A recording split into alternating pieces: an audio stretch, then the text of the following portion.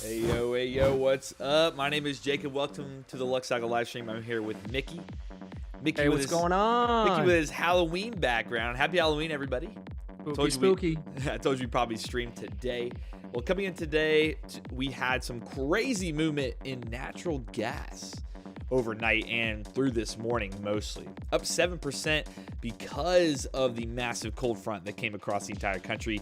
Then natural gas prices are going to start getting higher as more people start using their heat. And yet again, up 7%. I had a lovely trade today on natural gas. Missed out on around $500 for my single trade, but stuck to my rules and hit 250 on it.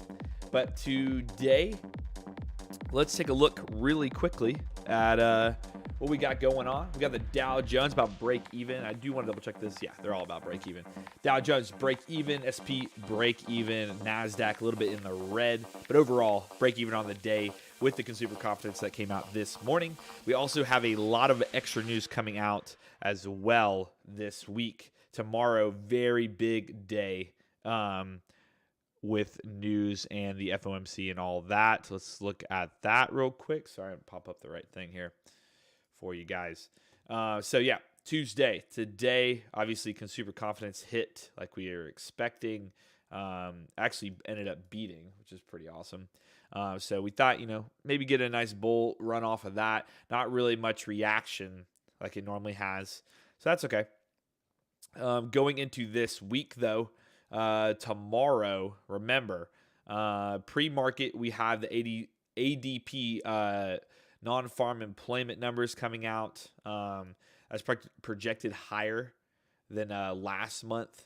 So we'll see how that what that does when it comes out. Did not mean to click that.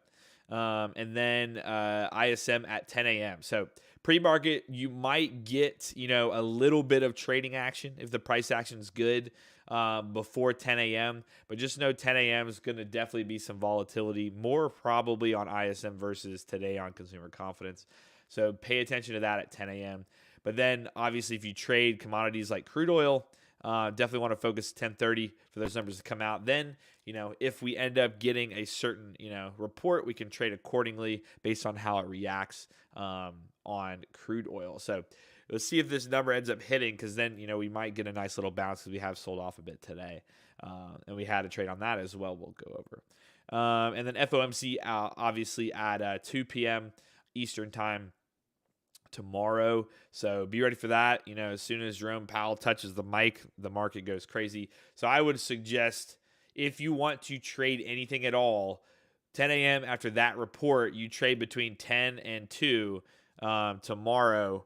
But you have to be careful because sometimes it'll just trade back and forth. It won't move until Jerome comes out. Sometimes it might do a small little trend and not move much. But as soon as Jerome comes out and the FOMC minutes come out and we get that interest rate decision, we're going to see some crazy volatility. So just be ready for that. I would say be done before that comes out. Then the next day we can trade accordingly as well. Probably risk down on Thursday, okay?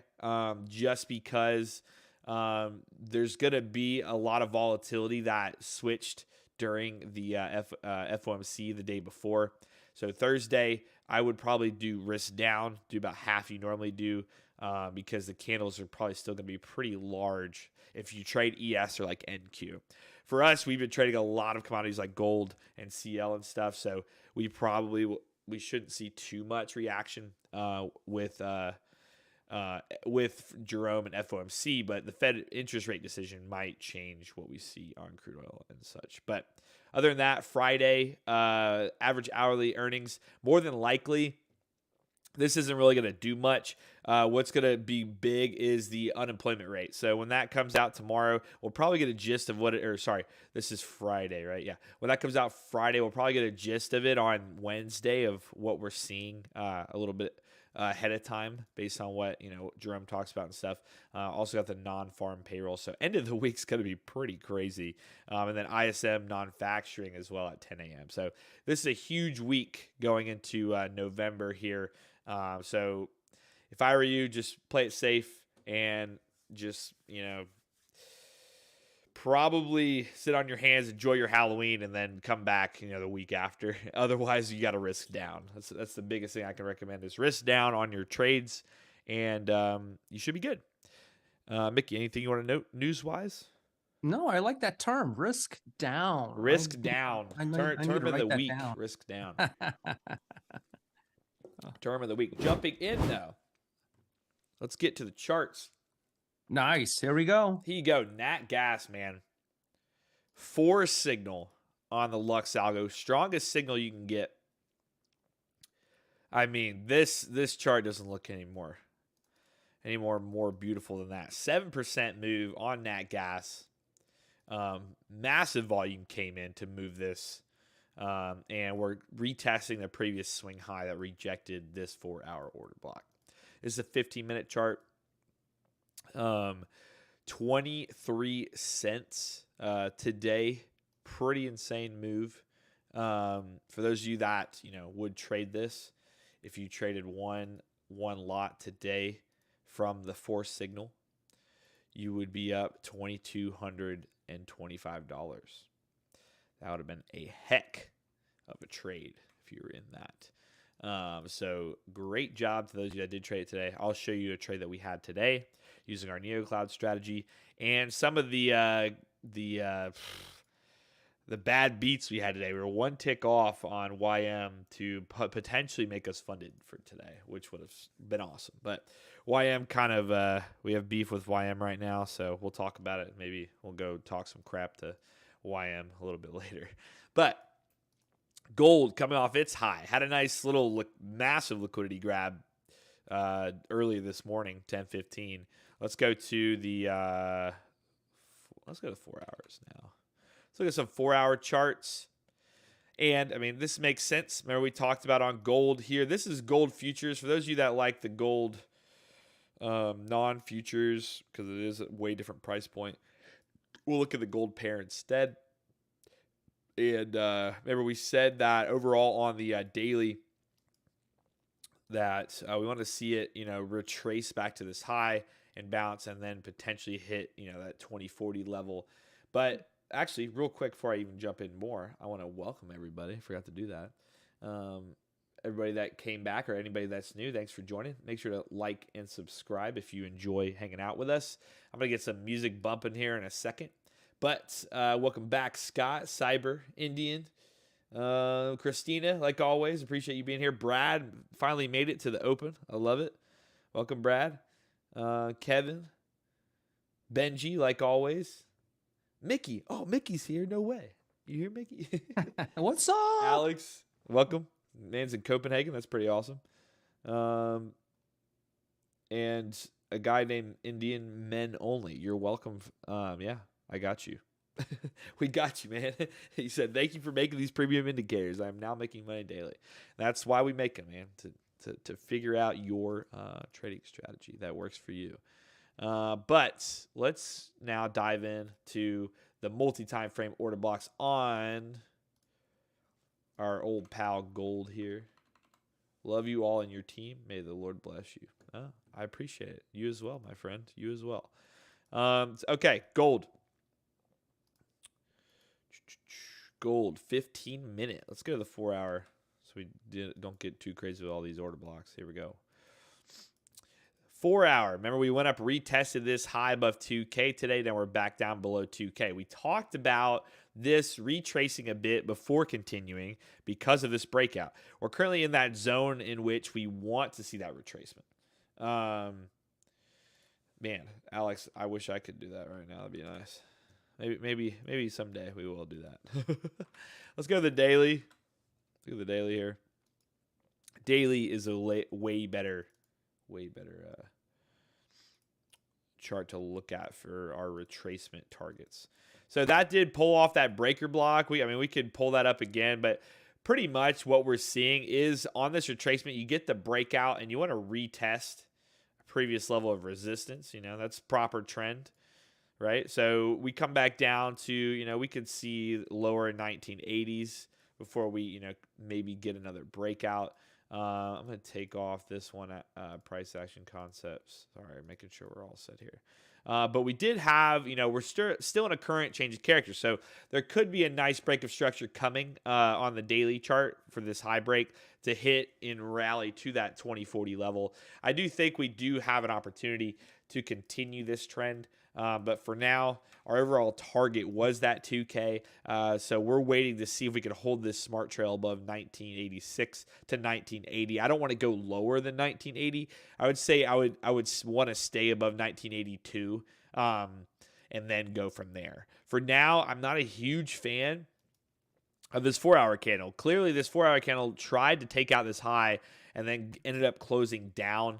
That's not a great sign at this level. So 2K, definitely sellers up here, people trying to get out for the time being. If we bring it down to the 15-minute chart, we are kind of in no man's land. So like we said, the low 1980s was where the most of that volume was sitting. So we want to see it low 1980s possibly before bouncing back and then maybe finally get that breakout to retest this 4-hour order block up here around 2014. So we'll see. We did sweep this liquidity though. So today, actually, if this thing bounces somewhat here, this could, with this liquidity sweep, drive this price right back through that high. So let's pay attention to that while we're on stream. We might be able to see a nice little movement here through that high, which would be really cool. You know what price likes to do? You hear about liquidity sweeps all the time because what they have to do, market makers have to gather enough liquidity to send price in certain directions. So this could have been a high liquidity sweep off this resistance, but seeing this,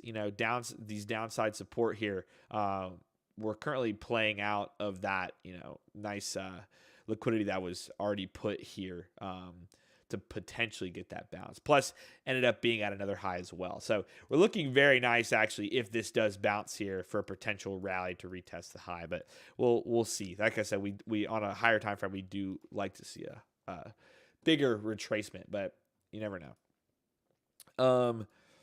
Going into, let's see here. Next up, let's talk about Bitcoin. Let's get into Bitcoin, and then we'll look at Nat Gas on a lower time frame here soon. Bitcoin, we talk about this all the time. Bitcoin loves to chop after a big run, right? We've gone through this a million times. We were talking about how we want 34K to hold. It keeps continuing to hold that support above 34K. Let's go to the 4-hour chart here. This is continuing to hold that continue to hold that Neo Cloud as well, and has nothing but, in my opinion, upside at this very moment. If we pull up as well, which is pretty awesome, the oscillator, you can notice the oscillator is fully reset and actually showing bearish money flow. So in this case, we wait to see how strong that bearish money flow is, and then we want to see a breakout before we take entry. So if we were to trade Bitcoin, of course, we would want to see it probably break this high up here around 34.8 or 34.9, and then retest that 35K once again. But seeing the oscillator reset on a 4-hour time frame is fantastic. Daily, we are extended, and we talked about this for the daily as well. If we were to get a retracement, it would be like the 32K, but for now, we're really liking where it's at, just because the consolidation is holding nicely. So this could end up extending, but even bigger time frame on the weekly, this is what we liked the most because we were hitting this previous demand zone that was ended up being actually a breaker block level. If we were to pull this up on this time frame here and show you the breaker block, you'll see that we have a weekly breaker block that we're testing right now. So inside this weekly breaker block, we could potentially get and touch the high, which would be that higher low that we set back in February of 2022. That's 37K. So it really depends how we hold here. But again, this is if we were talking about the price action we see on a weekly chart, it's pretty clean price action, to be honest. Bitcoin weekly has shown clean price action for quite a while. So in this case, we would get a retracement. We need to see some type of retracement, probably nothing too crazy. But in my opinion, you would want to see a nice retracement on that oscillator to reset at the 50 level, which would indicate probably a pullback too close to that break of structure where it was that previous high before rallying, right? So in this case, it would be somewhere around 31, 32,000, like we mentioned just a second ago. But if you were to also pull a Fibonacci, you can see that you could extend below 30K. But in my opinion, I don't think at this moment in time we would retouch 30K just yet, unless, like always, Bitcoin moves on news. So if there's some big news event that comes out for it that drives it lower, then we could consider it hitting 30K. But for now, my goodness, sorry, we have all these order blocks up.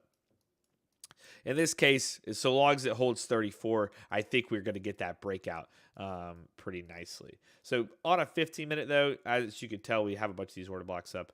But I mostly like to see 4-hour and 1 hour.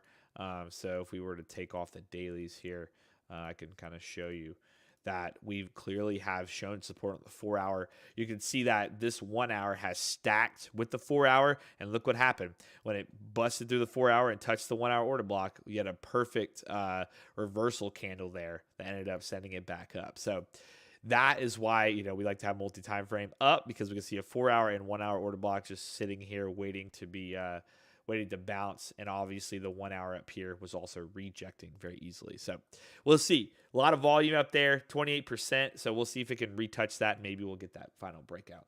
Let me look back over what you guys have been posting here. Amsterdam, how are gold had massive high? How are you? Gold had massive high. Sorry. Yeah, great high move we had this week. Is this live, Abraham? Yes, this is live. CL dumping. I know. I'm upset. Well, I'm not upset, but had a trade on CL that, man, oh man, if we would have just held it, we would actually be funded for sure. We took an entry, as you can see, based on the arrows. We closed off at the retest of this low. The reason I closed off a little early because I had a bad beat on YM. We're going to go over here in just a second. But this thing, lower high, actually absolutely cranked off of our strategy. Let's see here. Where did it, we entered on this candle here. Right now, it would be up 1,200 on that one. So, wow, what a move. Let's see. I know this isn't the theme of the live, but could you briefly explain the difference between bullish and bearish order blocks and demand and supply? We'll go over that for sure. Alex said, whenever you have time, please check EA. Yeah, 4 hours. Gotcha. Do they have earnings this week, though, Alex? I have to look. I don't know. If they have earnings, then I wouldn't worry about any analysis. We can look over their earnings. Learning the concepts, they seem very similar, but I feel like they're different. Could you throw in support and resistance? I mean, they are different and the same at the same time. It's kind of strange. Support and resistance versus supply demand. They are different, but kind of the same. I've lost so much, had so many trades go against me. It's like I almost the opposite, expecting the market to opposite. Trust me. So what Forex Sniper, Mickey got that spooky background. That's what Sean said. Mickey got that spooky background. Oh, I got more. Yeah, Forex Sniper. It's seeming like you might be trying to catch a bottom or catch a top. You can't. A lot of people, if they feel like every time their trade's going against them, is because you're trying to buy at demand or short at supply. You got to use that as your first level of confidence. Supply and demand, you need to use, or support and resistance, or these order blocks you use as levels to base your setups off of. So as soon as you reach a level, like a 4 hour, and that's why Mickey and I always say, when you're inside those 4 hour order blocks, you want to see if it reacts. You want to see if it holds support and then makes a setup. You don't want to just trade based on those levels. You don't want to just trade off support every single time, because you're going to end up, maybe sometimes you would hit, but majority of the time you're not going to hit. Yeah, we'll look at Solana for sure. And then, Mickey, anything that you wanted to go over before I kind of go over some of the trades that I had today? After you go over a couple of your trades, I want to go over the premium and discount levels and how to trade that on the signals and overlays again. Okay, sweet. So I got you.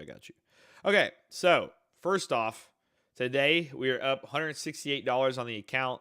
We're at 52,400.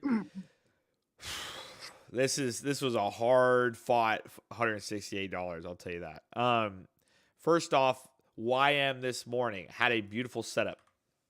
We're going to start with YM first. You could see here that we attempted to take it again based on, this retracement. We were buying the high of this, but the big reasoning behind what I did here was, one, I should not have ever bought again, but this is why we got really frustrated with YM here. We target, like I said, I wanted to target this candle's high right here.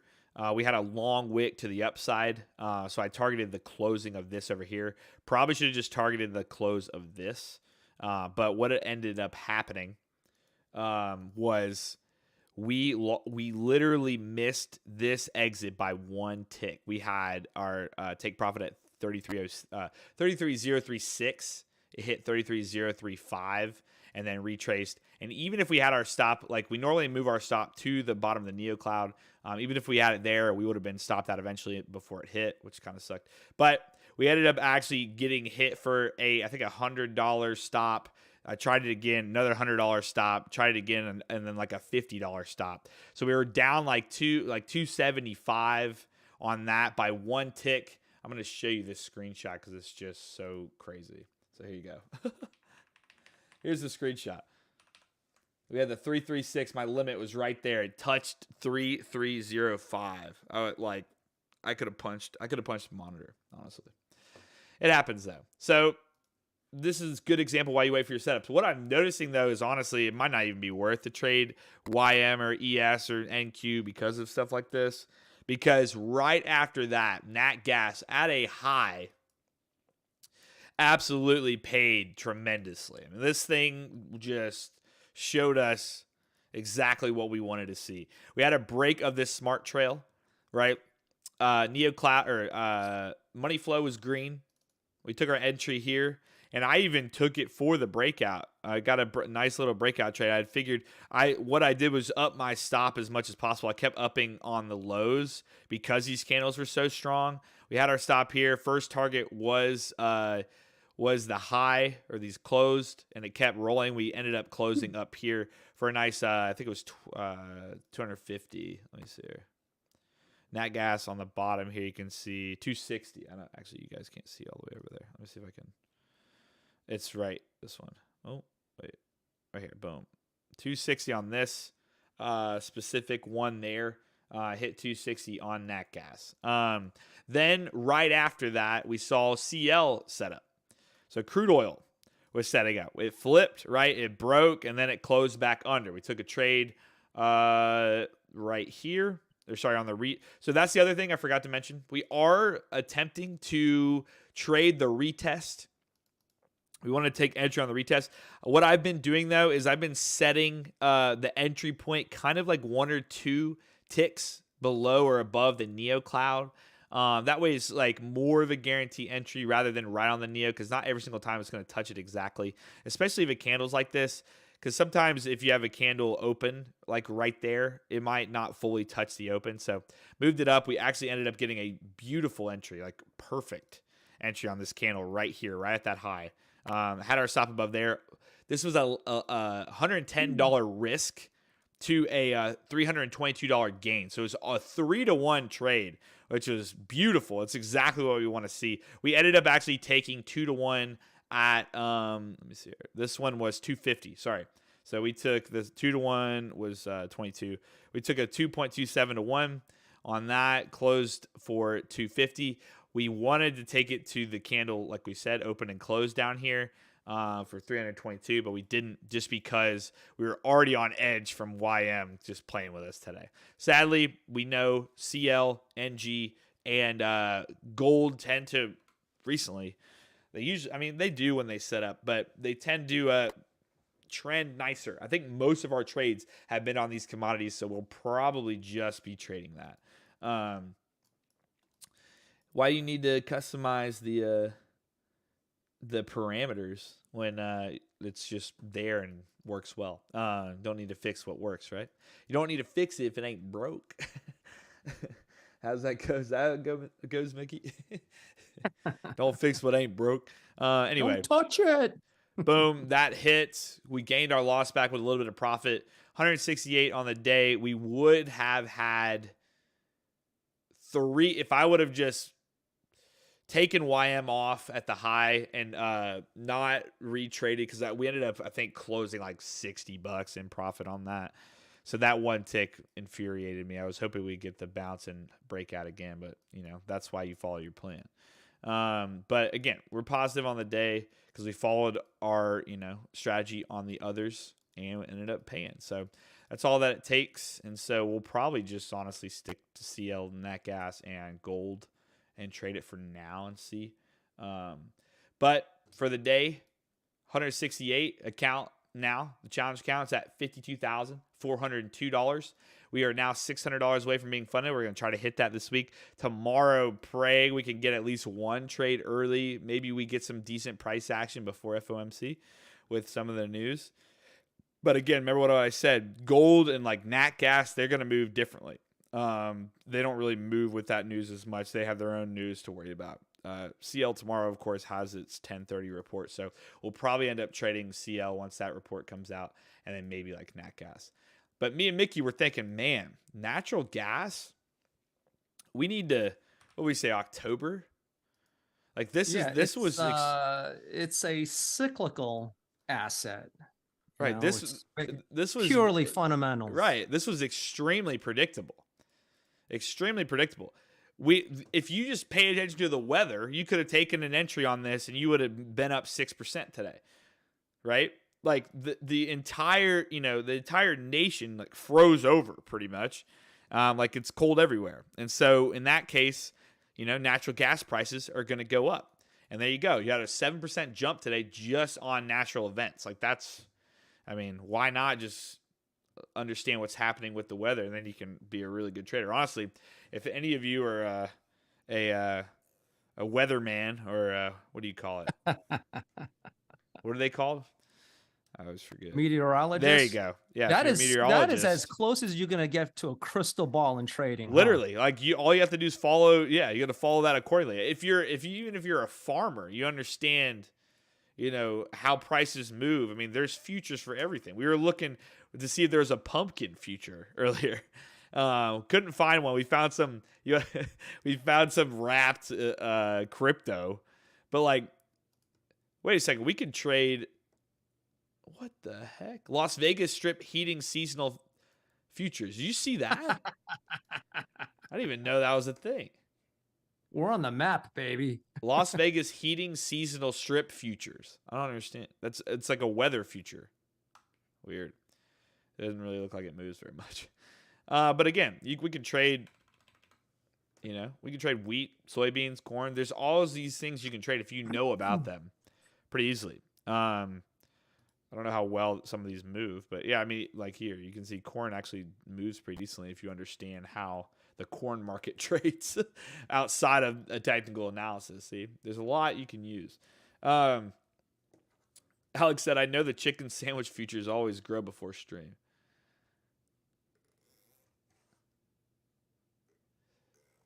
Sean said, doing TA on weather using cloud directions via satellite mapping on to take nat gas trades is actually advanced stuff. Honestly, I mean, I feel like I bet you a lot of people do that. I mean, I bet you the developers can put the weather satellite real. It's like my favorite indicator on the background of the chart. We have a moon phases strategy. Yeah. Oh my gosh, the moon phases strategy is up 400%. 2.8. That's crazy on the corn futures. This is just random. Corn futures, this thing is cranking. What's on US So what dollar? is the strategy you have on? Default?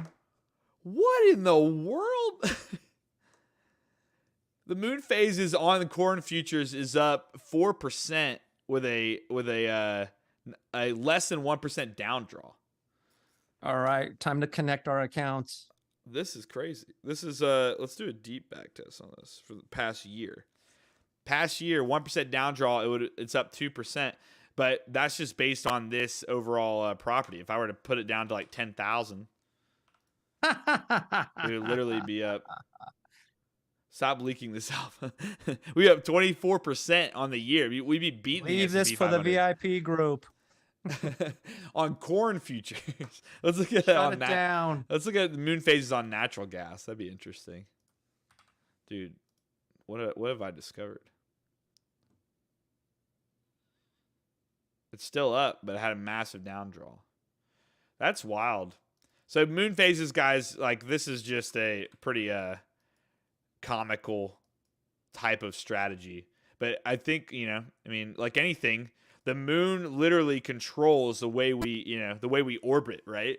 So like it all could be interconnected. It's like Fibonacci sequence. It's like all just scientific like ways of thinking about, a trading strategy. It's The like Nostradamus each trade. different moon phase. Like I bet you there's people out here that are making bank off of trading moon phases because it's all in sync. The almanac's Oh my scalp. god, dude! I can't believe corn futures up 20%. It's beating the SP 500 this year. Wait, hold on. We gotta look at this now one more time. Wait, can I even look at is any of these trade with high volume per bank? No, they're pretty low here. Let's look here. Not weather. Let's pull up. Dude, that's crazy. Let's try this. Let's try soybean. Actually, get some decent volumes. Okay. This is a daily chart on soybean.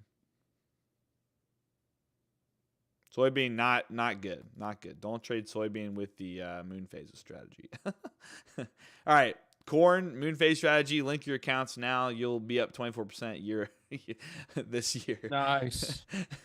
Anyway, moon phases works on Bitcoin. Really? The moon. Let me read back these comments. Moon phase predicted the bull rush for NG today. The moon knows. It honestly does. I mean, the NG went to the moon today. Brad is saying it works on Bitcoin. Let's look at it on Bitcoin one more time, and then I'm gonna send it over to Mickey to go over what he wants to go over. Let's just go to regular Bitcoin USD. Moon phases. You got it. Moon phases strategy. This is like such a whoa. All right, it is up for this year. Had 25 trades. This is the daily chart. Let's go to the 4-hour. I like to do this. You just go to each time frame, then you see which one is the most profitable. So the 5-minute. Each one showing profitable. The down draw is insane. 10-minute. 15-minute. It's crazy that a moon phase could generate a profitable strategy. Incredible. Are there user-defined settings, or this is just the default settings that we have on our moon phase. Buy full moon, sell new moon. Buy full moon. Let's see, sell higher moon. So that does. Interesting. This is insane. Anyway, yeah, let's hop back into it. Mage said, "Can you look at AUD USD?" Yeah, let's look at that. I'm gonna go back and look at these moon phases later. That would be such a funny thing to like test with corn. AUD USD, you got it. Not AID. All right. Oh, this thing is.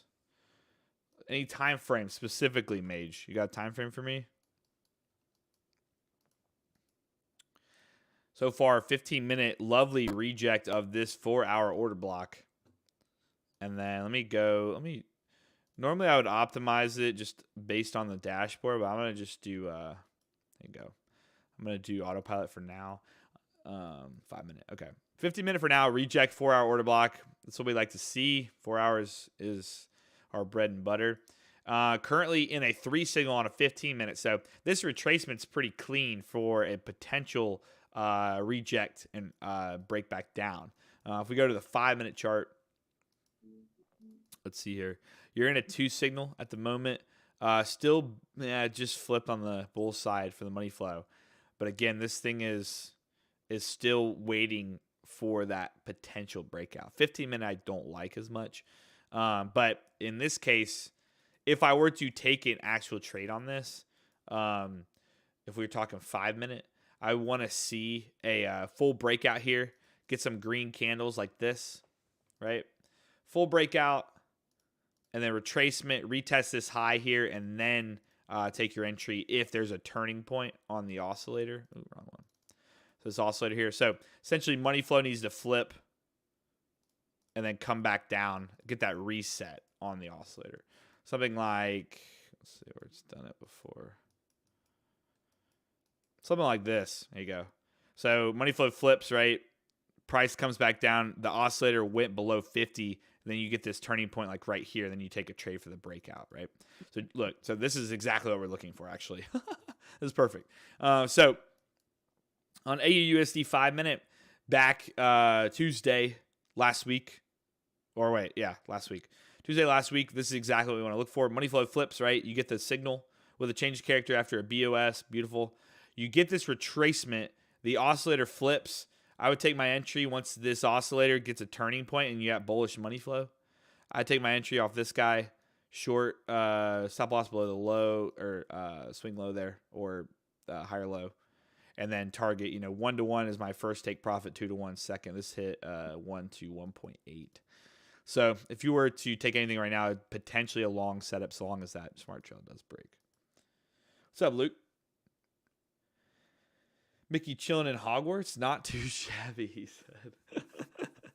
Man said not too shabby. Loves saying that now. I think he says it more than you do now. So are you in anything, Mage, at the moment? Let's look at it as well on our multi time frame order blocks here with the oscillator. He said he's infected. In our current strategy, Mage, it would have actually hit a nice trade off of this right here. This is what we like to look, or this is the 5-minute, but I like to look at the 3-minute. It would have had it either way. So in this case, this is our current strategy, money actually. It breaks the high of the Neo Cloud. You still have a bearish Neo. You get a turning point here. Breaks the low. We take entry off the retest of the Neo. Stop loss there. We target this low. It would hit a nice 3-to-1. Even if you held through that, it would hit 7-to-1, if not more. For now, it is uptrending a bit. So let's see. Could you show me those concepts on your next chart, please? Which chart? I don't know which chart he's talking about. I need to get some music in here. Mickey, you got anything for us? No, I'm getting ready to go over your NAT gas pump here. Is it still going? Oh my gosh. I'm going to be mad. I'm watching it. Yeah, it's still going, isn't it? Wow. We took an entry here. You can see just based on the arrow. And we are currently would be sitting at 680 buckaroonies. I think. What's 68 on this? Yep. 680 is 10. Yeah. $10 a pop. 680. Man, what a move. What strategy would you recommend for someone that is only 3 hours to trade? I would be looking at 1 a.m. to 3 a.m. What is that New York session? Hold on.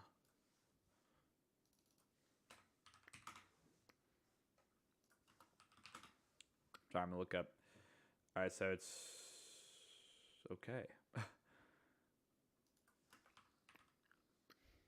UTC time to Eastern. Sorry, I'm just getting this right. 9 p.m. Okay. So it's 9 p.m. Eastern time. So it's after hours. I mean, you can trade after hours. You probably would want to trade like gold. You would want to trade gold or crude oil or nat gas. You'd trade some commodity. But crypto, yeah, you trade Bitcoin or Ethereum. All right. Or you could trade Solana or something. But my goodness, what a move. I mean, futures they're 22 hours, 21 hours. They open back up at 6 Eastern, so you can trade futures, King. Oh yeah, somebody said EA, right? If they have earnings, then we'll look over the earnings later. They probably do have earnings. Look at the daily earnings. Yeah, so they're tomorrow. So yeah. Oh, you're talking about EA the stock. I was like Forex. What are you talking about? No, EA the stock. Somebody mentioned it earlier. So Gotcha. this is we can look back on this later, but this is just it's gonna trade based on its earnings. It's not you can't really do analysis on it, not based on price action at least. But yeah, you want to look at NG there? Man, what a move today on this guy. This is insane. I hit NQ there. I mean, NG. It's funny, too. I saw this initial move happen. It's still pumping. At open, I was debating on taking an entry after this candle because it barely tagged the other side of the Neo. But it barely touched there. But this Neo literally went straight up because it's not used to this much volume. It is still pumping. So we just waited. Qualcomm. They have earnings as well. We'll look over any earnings you want to look over. For now, we're just looking at actual analysis on some of these. I'm going to pull up Epidemic. I'm pull up some. I have it saved. I'm dumb. Hold on. Oh, no way. They have a plugin now. That's lit. Okay, hold on. I don't want that. Where is my... Boom. Here we go. Sorry, I want to get some music going. All right. Mickey, do you want to take us away? Yeah, we can do a mosh pit. Mosh pit? Yeah. Let's see what you got. Yeah, we got Nat Gas, right? That's the talk of the town right now. Yes, sir. Natty Gas. I'm gonna turn my AC on. I'm actually burning up now. I'll be right back. You serious? AC? Yeah, I'm wearing a sweater and my computer's streaming us, so it's getting pretty hot in this room. Gotcha. All right, Nat Gas. I want to go over premium and discount zones and what they actually are and how I use that to take my scalps, right? Right now we have a 4-hour time frame on Nat Gas. I turned off the Lux candle coloring, all right, so we can focus on the premium discounts and the oscillator matrix. It's been a while since I've talked about that, right? So in this example, we'll go over the oscillator matrix and the turning points and how I use those, okay? First things first, we will add an instance of price action concepts, okay? Here are the settings. I have disabled most of the features except for premium and discount zones. Okay, let's turn those on. Premium, discount zones. The theory behind this is we want to sell when the prices are high. We want to buy when the prices are low. We want to sell when prices are in a premium level. We want to buy when prices are at a discount level. But what are these levels? How are they being calculated? These levels are actually anchor points to the most recent swing structure from high to lows. That's all it is, right? What you could do to help you understand this is you go back into your price action concepts, you turn on show strong, weak, high, low. It's just another visual representation of the premium and discount zones. If you turn those on, give it a second to load. There you go, right? Let me enlarge this for a bit. Weak high, strong low. It automatically plots the ray to the anchor point. There's your high. Here's your strong low. There's your low. Low to high. That's how this is calculated, kind of like a Fibonacci anchor points. The equilibrium is the 50% line of the Fibonacci, okay? But this is how I trade it. Okay, take a look at oscillator matrix turning point. At this candle close, this candle close, right? It's going long.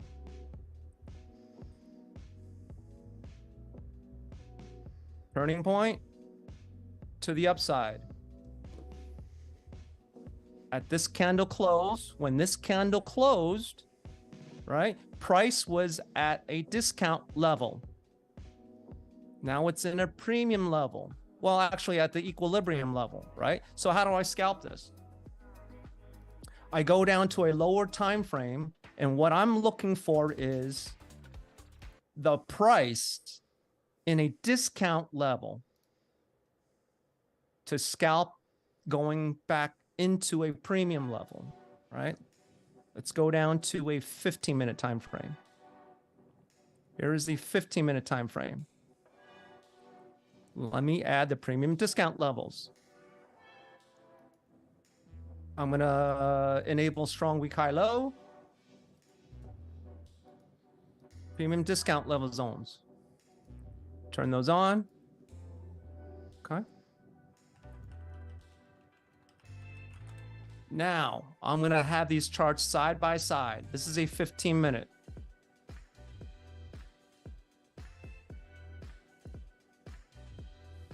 Okay. Notice the cursor on the 15-minute. I'm going to put the cursor on the turning point up on the 4-hour.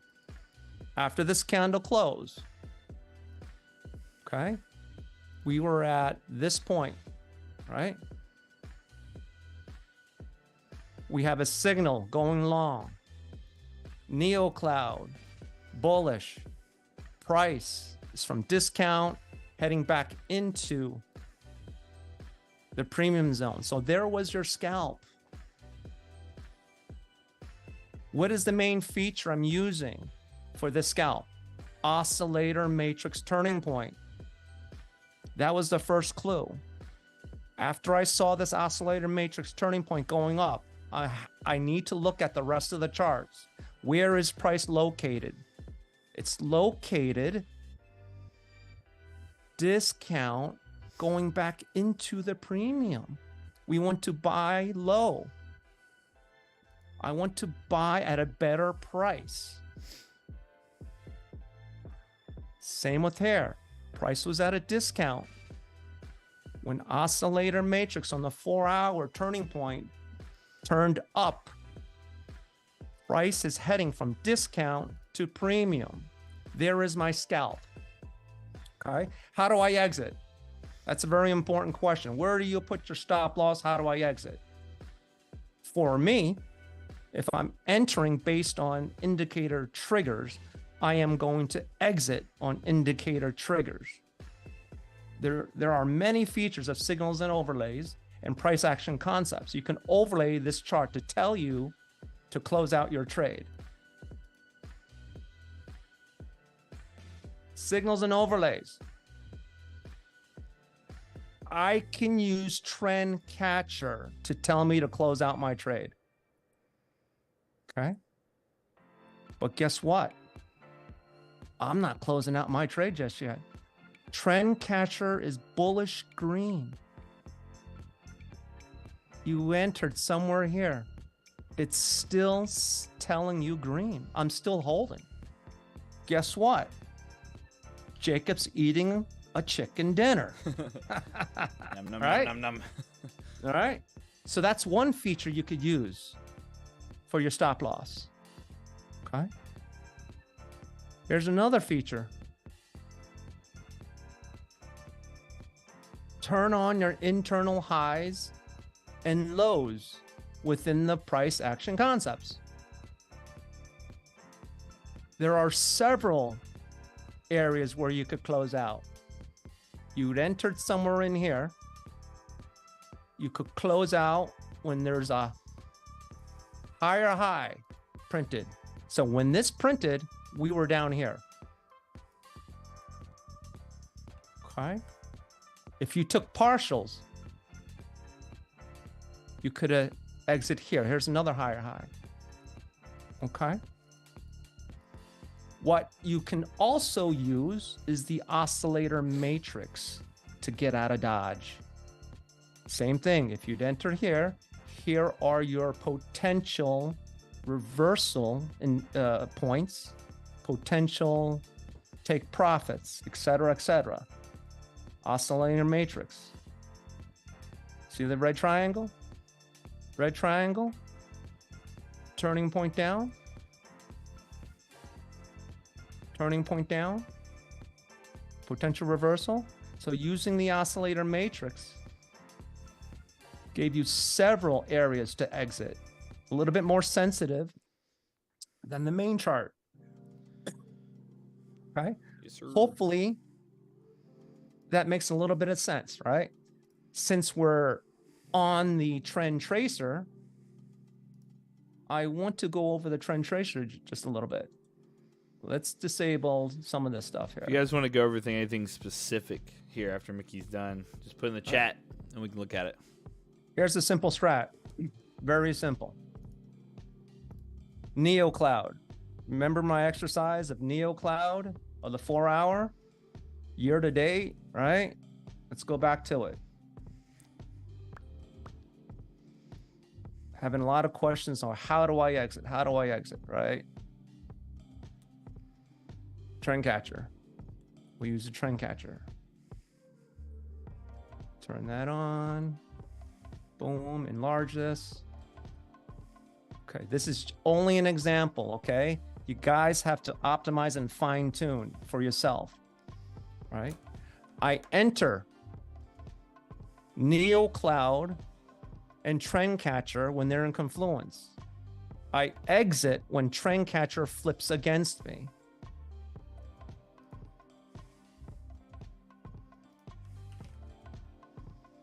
Enter, flip, cash out, close out.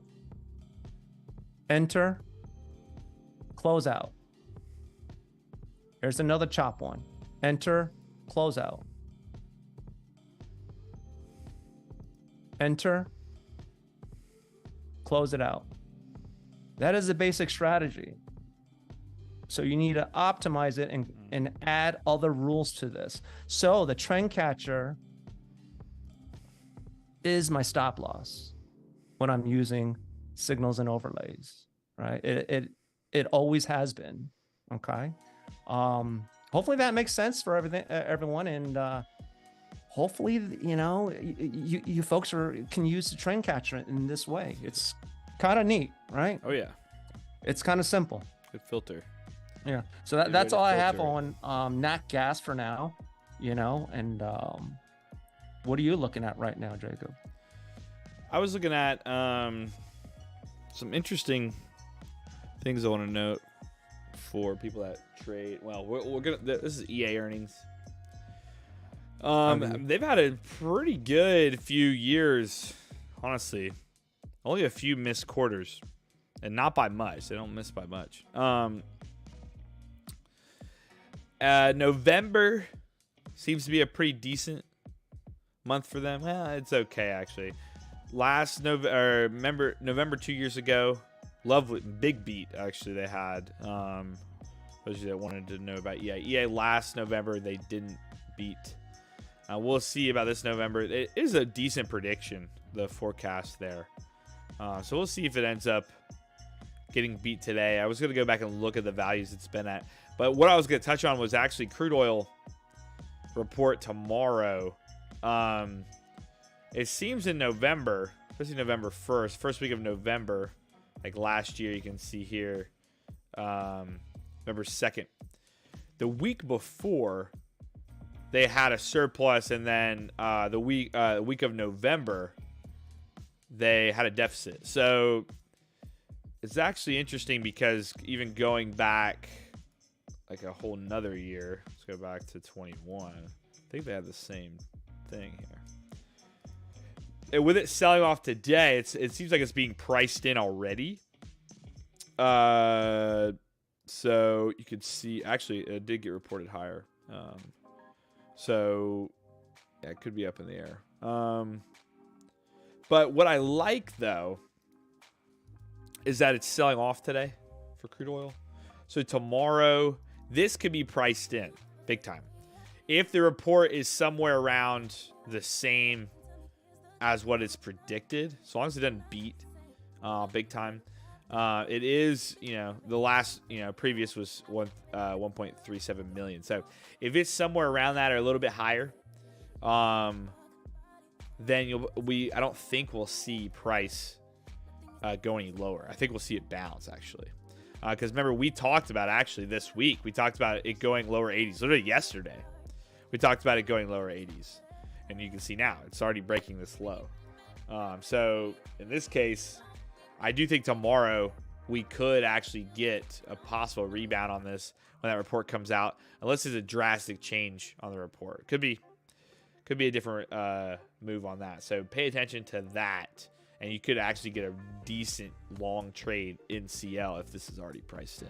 The way you know it's already priced in is the way price reacts to what it actually gets reported as. So we'll see early on in the morning. Alex wanted to go over the USD against the yen. We can totally do that. UJ.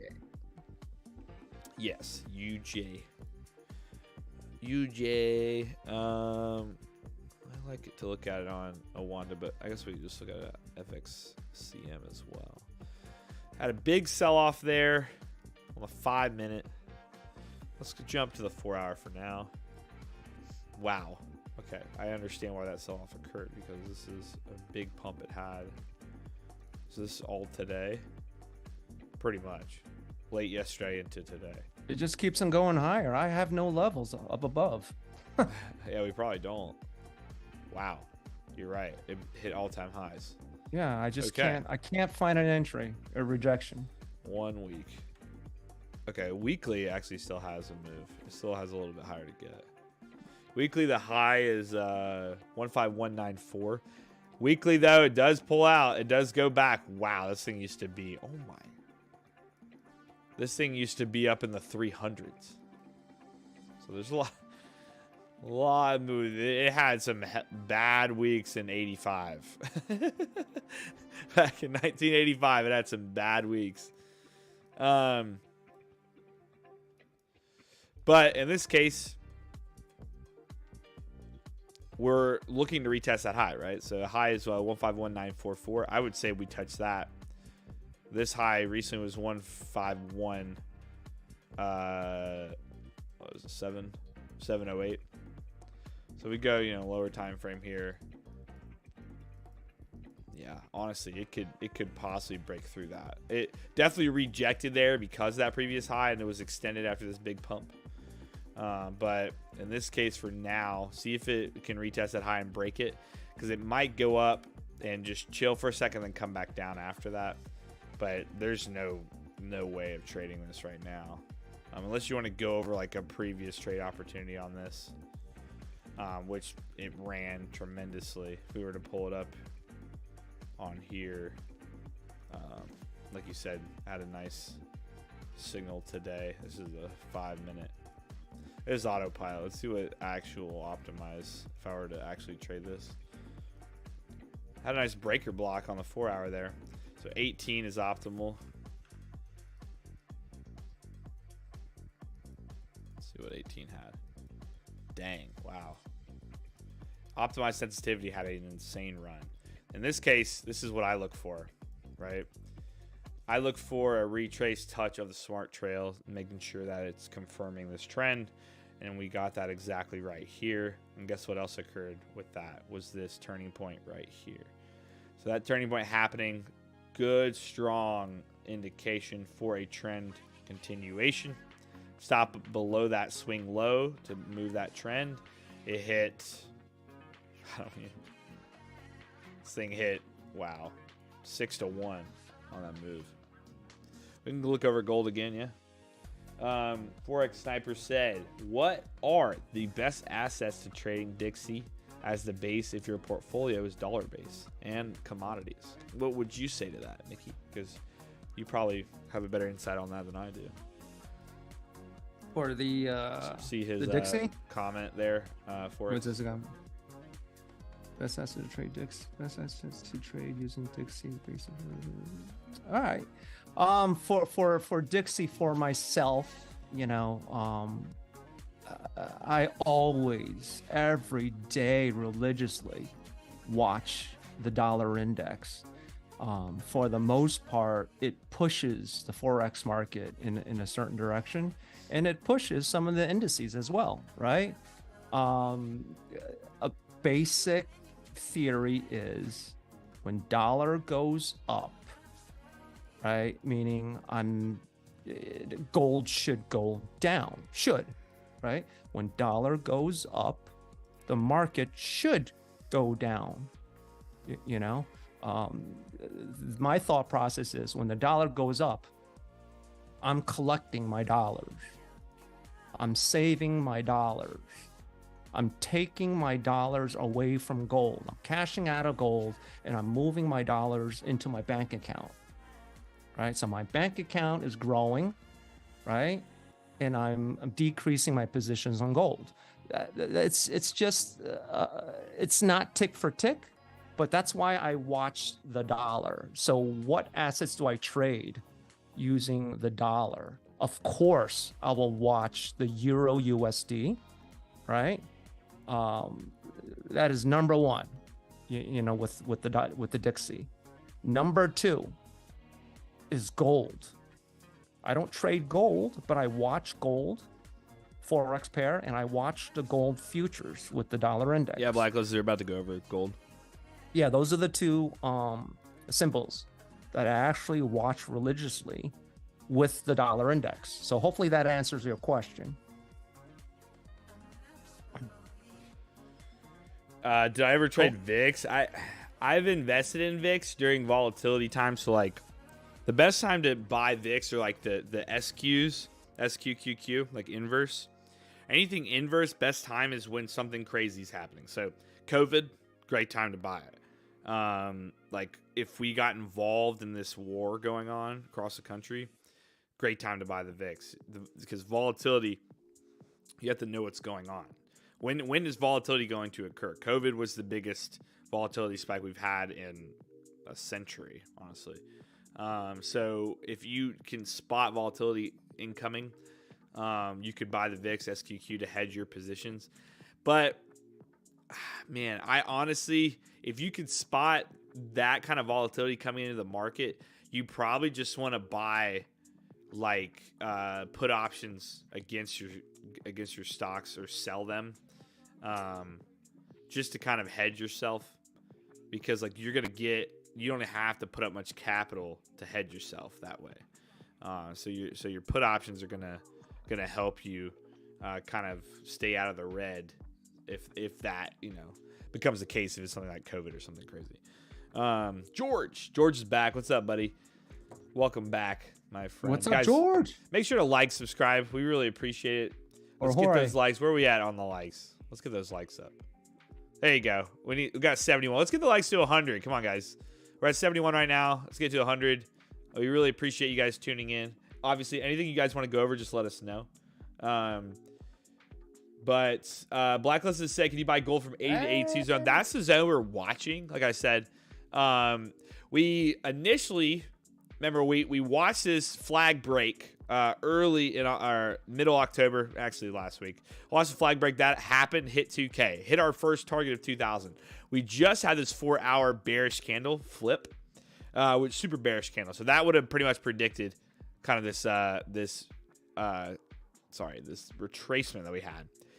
In our case right now for gold, we really want to see some support here soon. We're currently in a zone. This is a breaker block. And let me see if the 4-hour has it. If it's not the 4-hour, the daily might. Yeah, there you go. Boom. So we have a pretty key breaker block we're inside right now. We have multiple, actually, that occurred. I do have show overlap. I'm going to hide overlap, see if one of those breaker blocks pops up. That doesn't. So I have to take overlap off.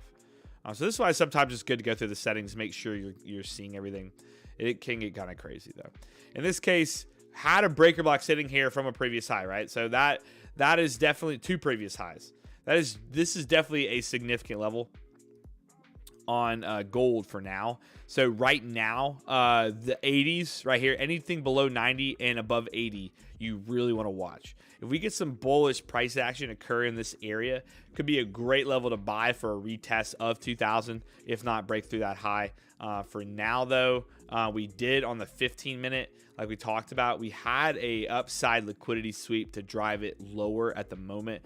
We're hoping this is also a liquidity play as it broke this previous support at 1992, but this is also a 15-minute chart. So in this case, it would have been nice to see it swept and then rallied, but it's still going lower. So we would obviously want to target the probably 81, 82 level before considering any trade.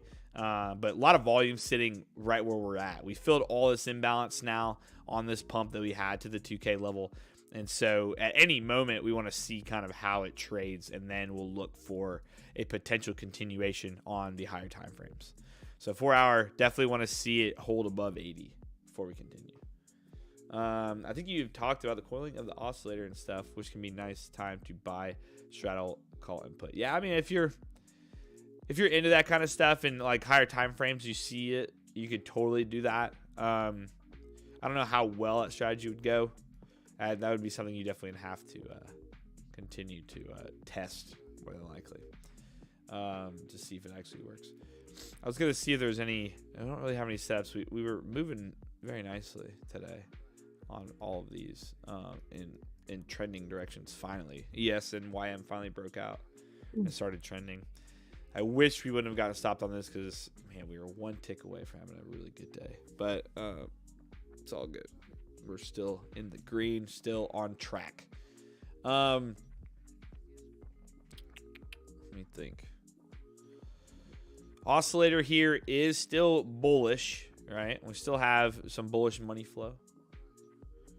But yeah, I really do think, tomorrow is really going to drive where gold and the rest of the market's going to go. So pay attention to what's happening when Jerome speaks tomorrow and that interest rate comes out. That's really key, really important.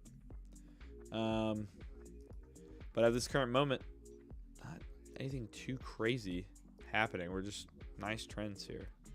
Gold,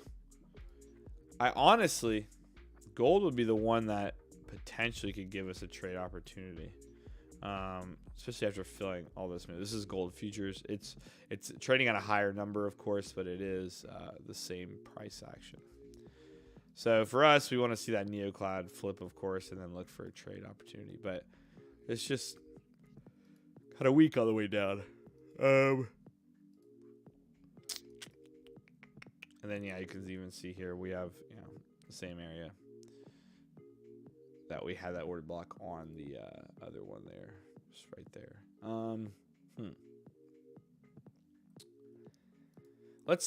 I guess while we're at it, let's take a look at EA. EA earnings after hours. Are there any other earnings you guys want to look at? Let's see, most anticipated earnings week of October 31st.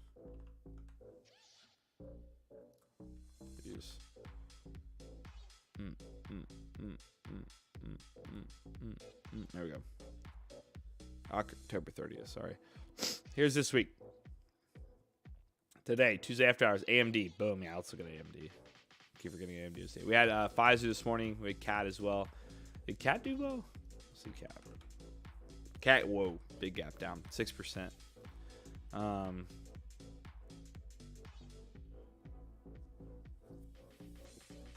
Let's see here. AMD. That'd be a good one to look at. And then is EA tomorrow, I think. EA. Where you at? I thought it was tomorrow. That's what it said. I guess it's just not on this most anticipated. I guess there's just too many. That wouldn't make sense. Any tips on trading SP, US 30, NAS 100, pre-market opening bell, and power hour? I mean, it depends what your setups give you. It's waiting for your setup. It's not necessarily what times are the best. if a setup occurs in those time frames, you could have a trade. Obviously, best time is early, right after open, in my opinion, and then up until like lunchtime. Then you look for it. Let's look at AMD. AMD on a nice rally this year, down a bit, which is could be good for earnings coming up.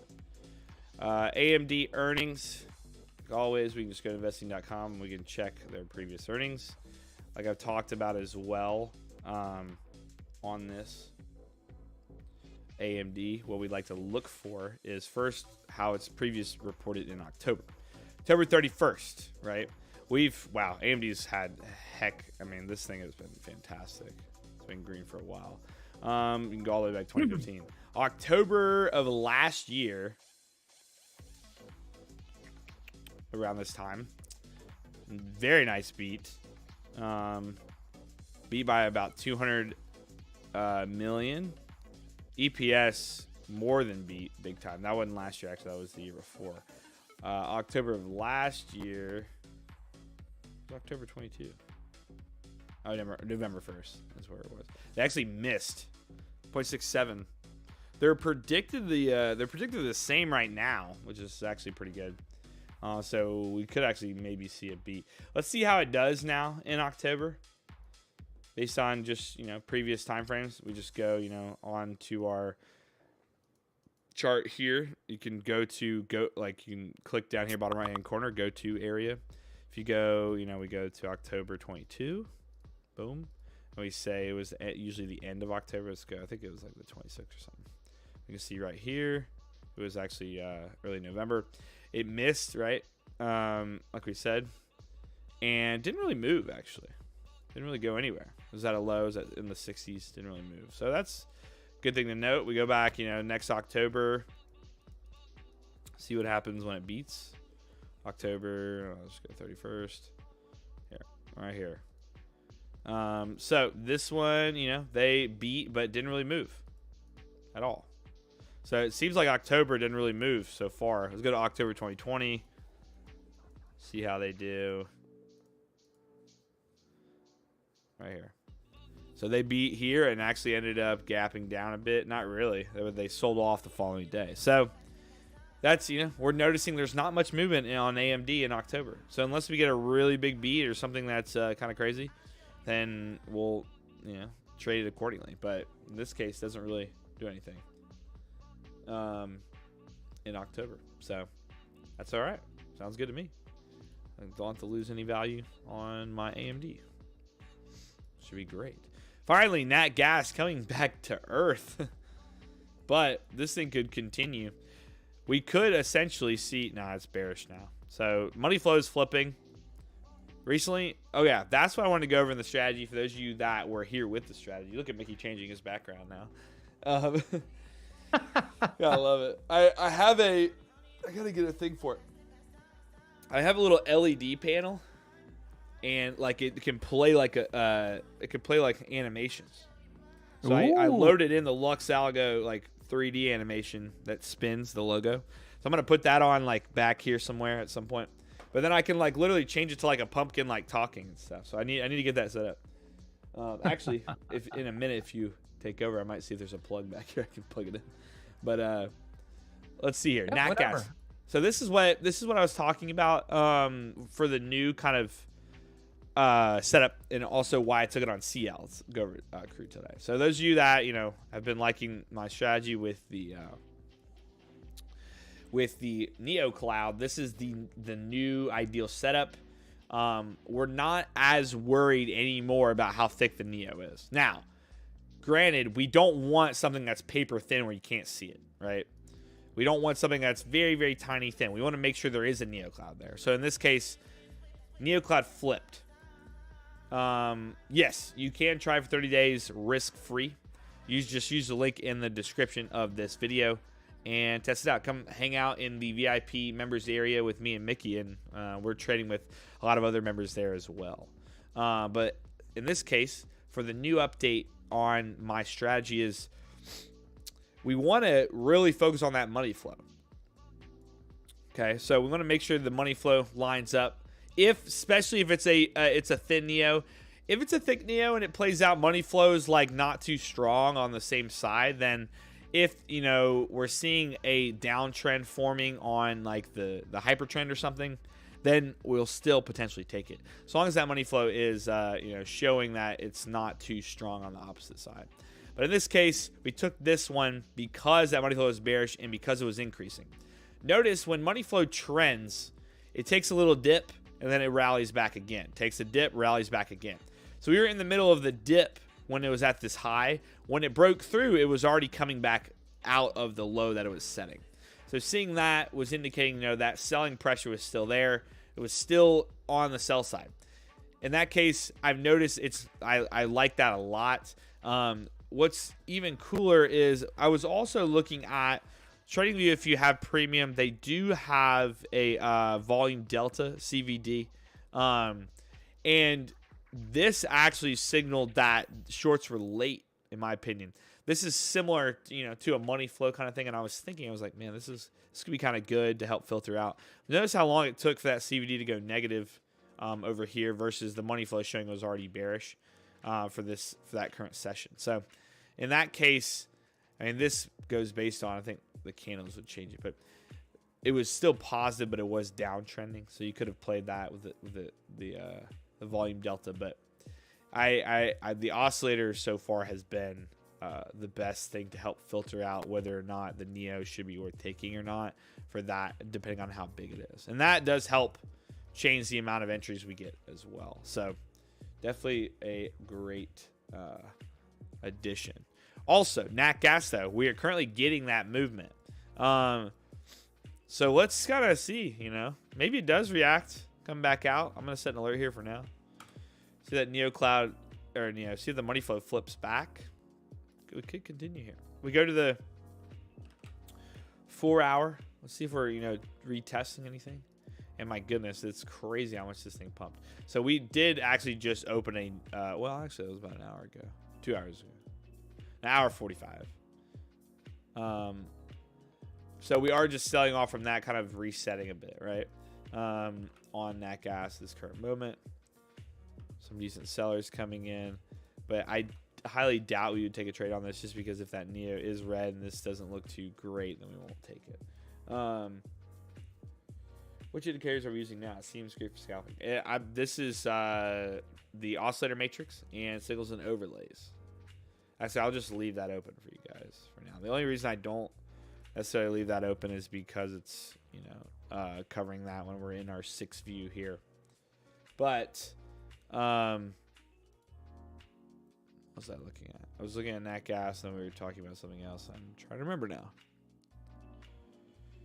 AMD just still rallying today. I mean, what a sell-off on gold, though. So we'll see if that can find any spot here soon to bounce. This would be nuts if natural gas does continue. Really wish 80 level plays been waiting for days and days. Let's see.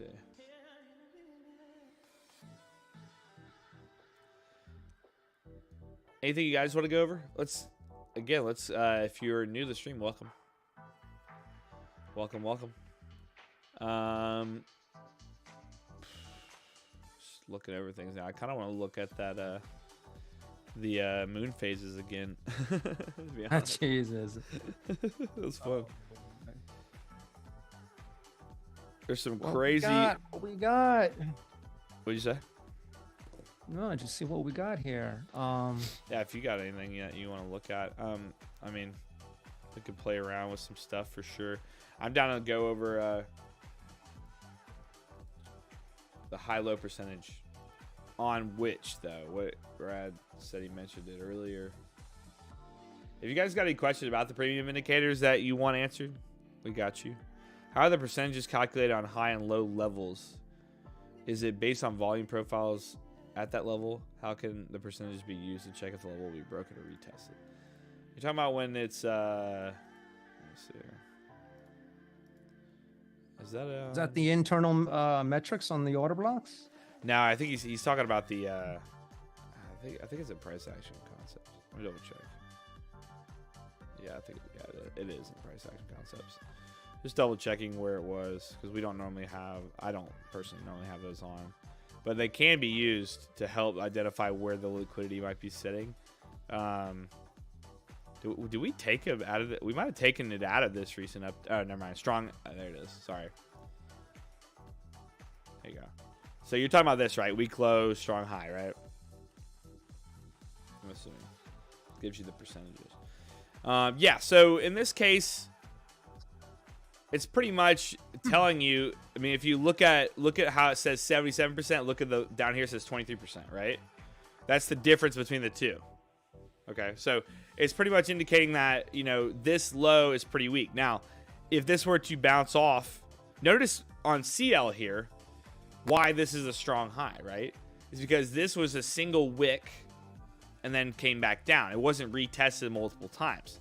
So in this case, this level here, if it does get retested, more than likely it's probably gonna, you know, it's probably gonna have a somewhat of a rejection. Now, if an order block doesn't show up there, which in this case I think it would, check. I mean, you could see where it had that strong high. So it had it off of a previous order block, which with that resistance here on CL. So in this case, if it comes retest, you have a strong high. That can be an extra level of confluence. Strong high with an order block sitting here, you know, and then it might continue. Now, if a strong low gets set here in a little bit, where it's another wick like that, then it's just going to give you, it's going to return that because it's the most recent thing that has occurred. Right, so if that were to play off, eventually it's gonna, you know, get a nice retest or a potential way of helping you decide if that level could be significant. But again, we always talk about using this as confluence. So you're not gonna just want to come up here and go, oh, okay, this is gonna reject, right?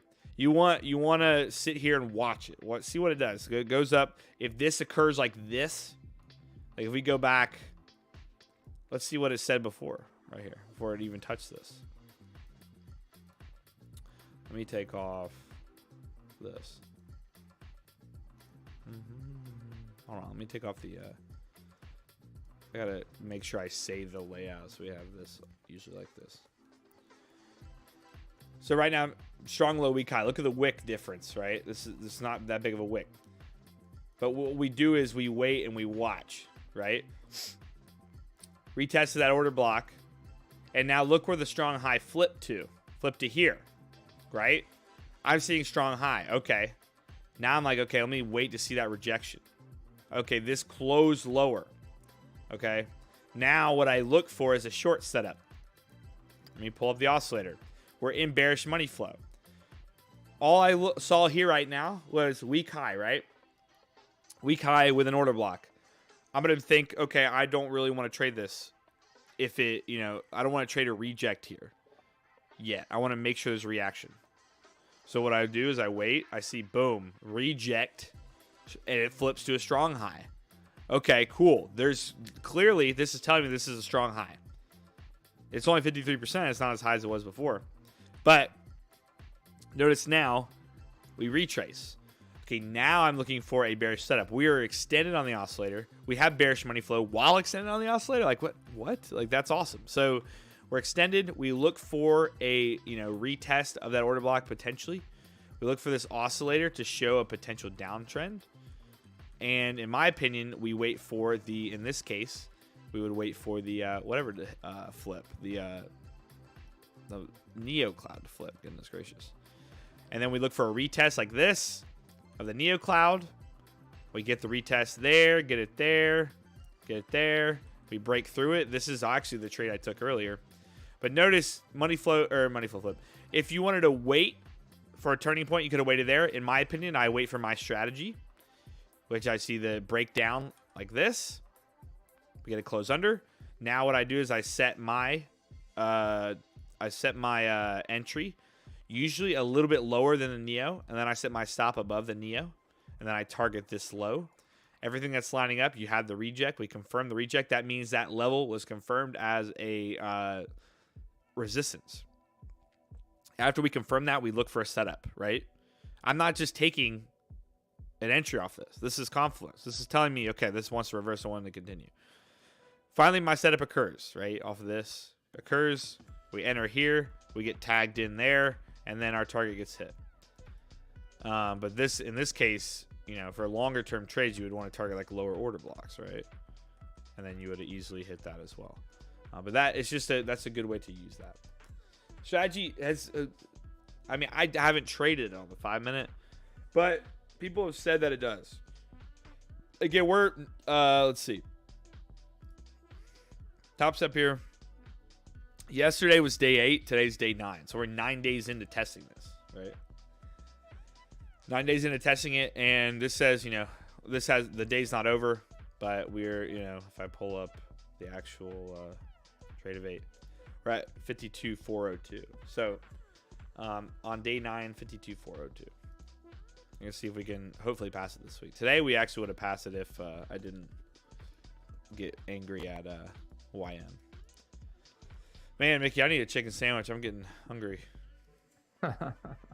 I'm waiting for this ES to make a move to the short side right now. Oh, yeah. You have the daily. Tell them what you're looking for in your setup right now, actually. That'd be good because you have it live. I like 3-minute. Yeah. I like 3-minute on CL, NQ, or CR, sorry. I like 3-minute on CL, gold, GC, and NG, net gas. But recently, I've been, YM was the only other one that I've been recently liking. And then today it kind of screwed me, so I don't like it as much anymore. Jesus. Oh, boy. Anyway, go ahead, Mickey. What you got? Yeah, go ahead and plug your thing in. I want to see it. Oh, yeah. I got you. Yeah. All right. I'm going to go over briefly while I'm stalking something right now, right? 4-hour order blocks, okay? The gray tones are the charting time frames order blocks. So these are 4-hour order blocks. I colored them in gray, okay? My rule is I want to trade off of a rejection of an order block, okay? Or I want to trade a breakout of an order block, okay? I will not trade inside of an order block. It's not to say it's any good. It's just I want to create a rule for myself, a conceptual rule, okay? I want to trade a rejection off an order block, another rejection of an order block, okay? And this is what I'm looking at right now as we speak. I'm looking for a rejection of an order block, okay? I also like to overlay a daily time frame, a higher time frame order blocks on top of my charts. Okay. The colored order blocks are the dailies. Those are the higher time frame. So notice this blue breaker block, daily order block. It's being overlaid on a 4-hour order block. So to me, that's an important level. So I'm waiting for a short scalp to the downside. Okay, it is happening in front of our eyes right now. I'm not sure if there's an entry yet for me. Okay, here is the 15-minute. Okay. The colored order blocks are the higher time frame order blocks, okay, which is the 4-hour order blocks, 4-hour, because I'm on a 15, right? Now I'm going to turn on the gray tone order blocks, which is the 15-minute order blocks. Okay, this is what I'm looking at. Right now, there's a rejection off of the 4-hour order block, okay? The 4-hour order block is the same level as the daily order block, right? On the higher time frame. So it's the same thing. It's the same level. As I mentioned in past streams, I could take a sell limit order at this level, right? I'm in like Flynn, winner, winner, chicken dinner. right? That's another way to enter. But I want to see a pivot fractal right here. It's not printing yet because the market structure has not been broken yet to create that, right? So I have a 15-minute order block over here, which is good news. Okay, even though price is running away from me from that higher time frame order block, but it's okay. Okay, because we have another order block here. I don't like to trade inside an order block. So hopefully, when price breaks out of this order block, retraces just a little bit, I am going to get that. Hopefully, I'm going to get that higher high to give me permission to take an entry somewhere there, to take a short right there, right? That is what I'm looking at right now, okay? But let me head over to, while this is maturing, it's not gonna happen anytime soon, right? So let me head over to NAT gas and go over this 4-hour order block strategy as well, okay? Here is 4-hour. The gray tones are the charting timeframes order blocks, which is the 4-hour. The colored ones are the higher time frame order blocks, which is the daily order blocks for me. Okay, I like to trade rejection of an order block. Here's one. There's another one.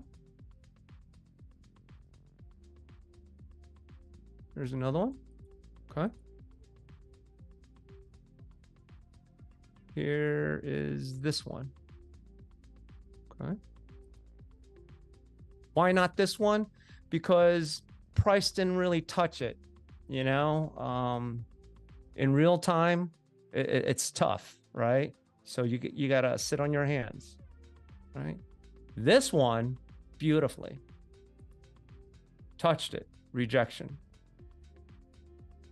While Jacob was going over his strategy, I was waiting for this one.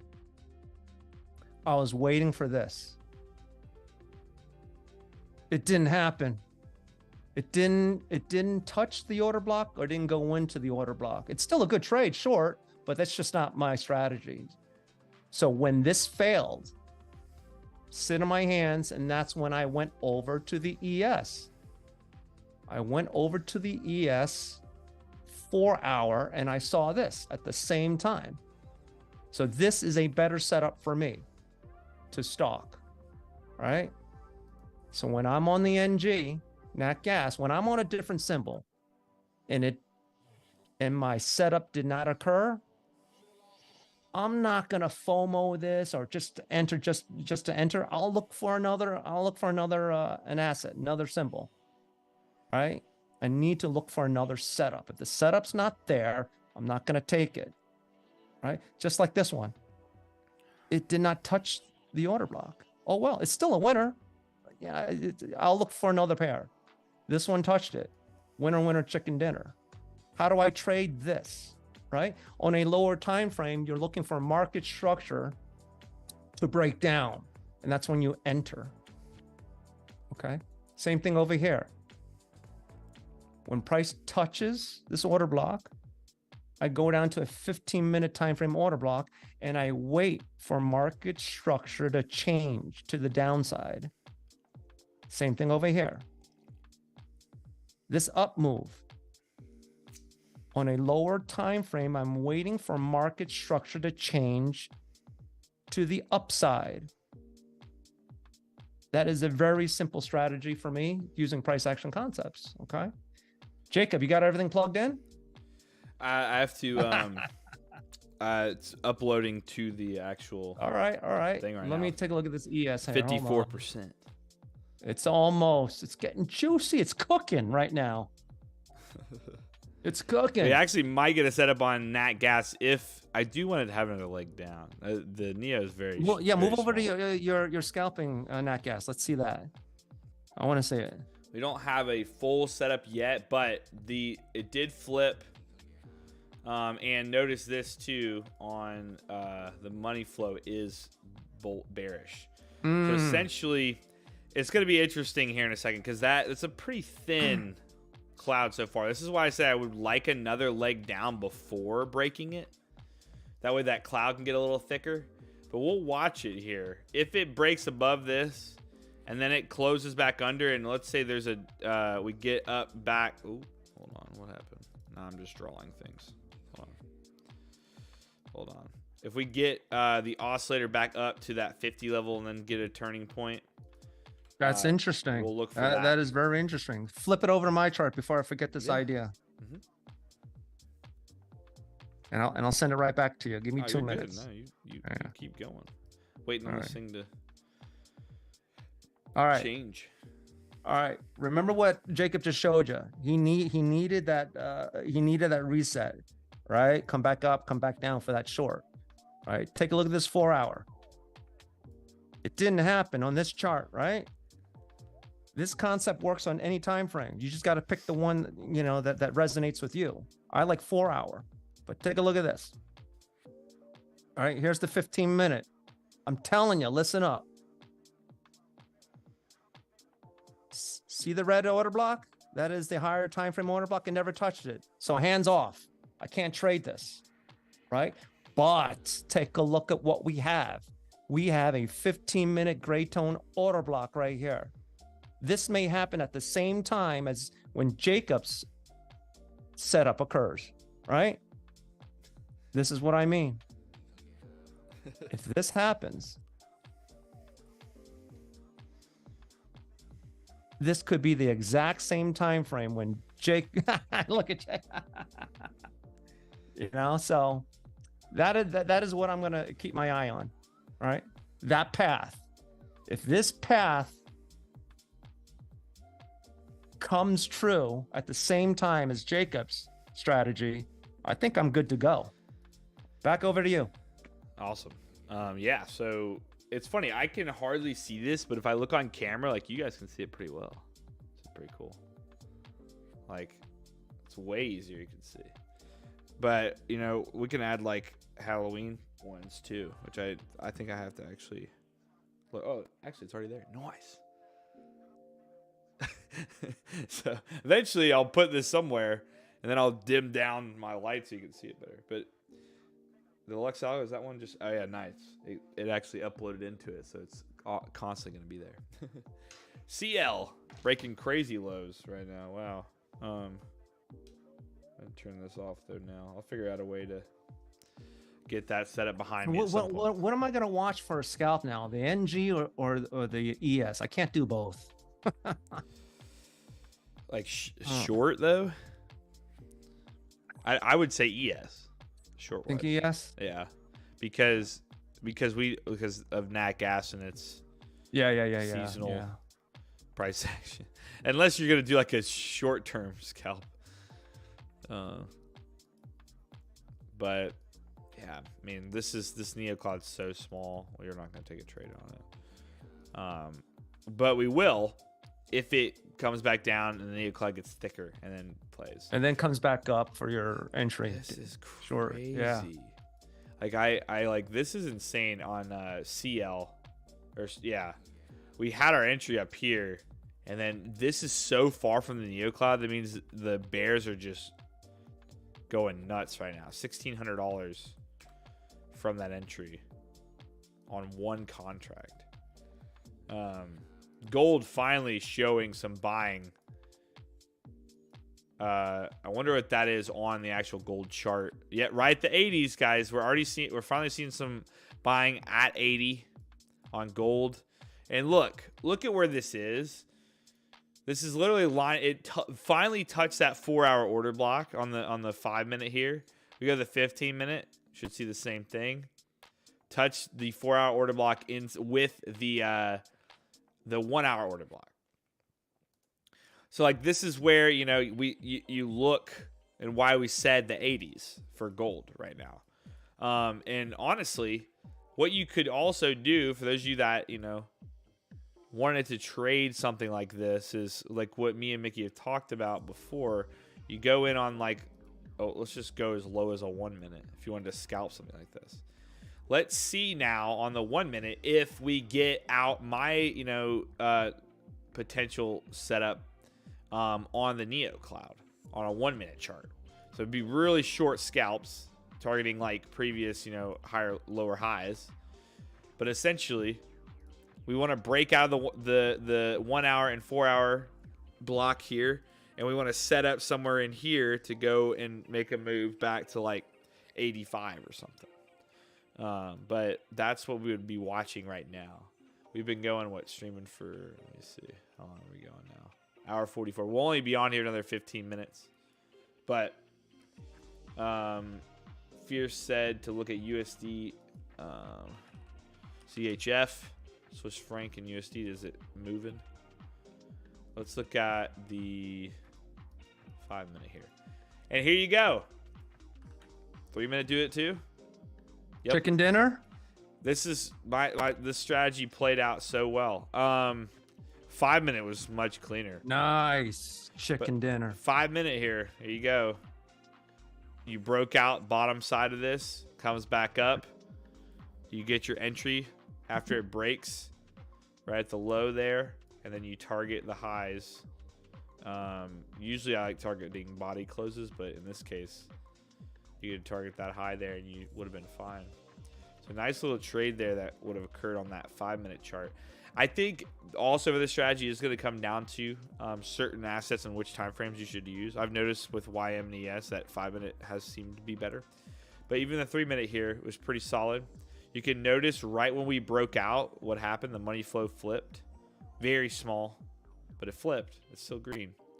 So you could have hit that entry here. This was actually even better, to be honest. You got that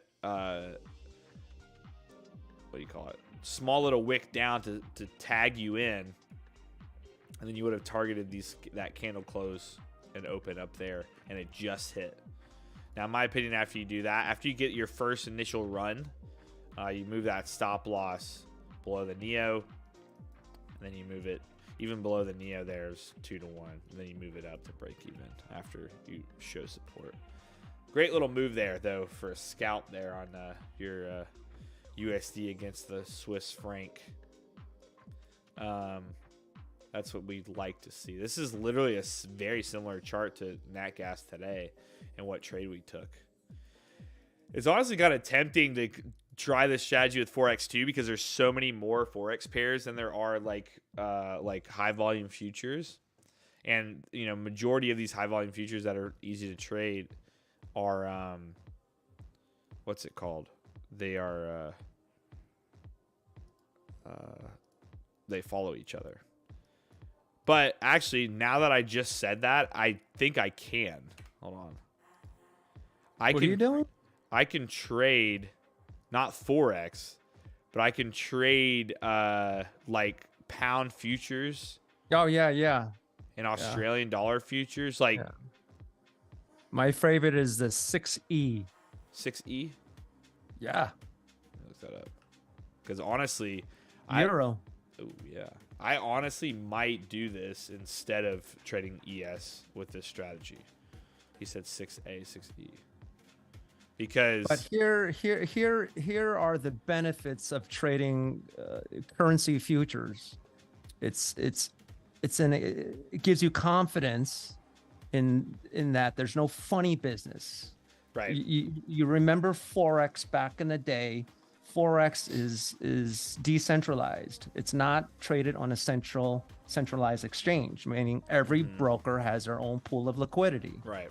Some brokers were doing shady work, right? So when you're choosing a Forex broker, choose wisely. Read the reviews. Are they regulated in your specific country, et cetera, et cetera. But with futures, right? It's centralized and fully regulated by one entity.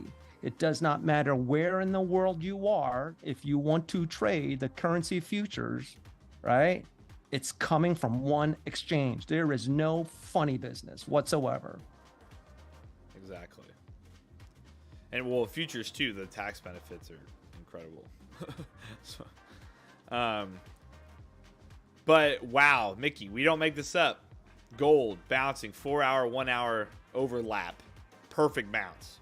Literally perfect.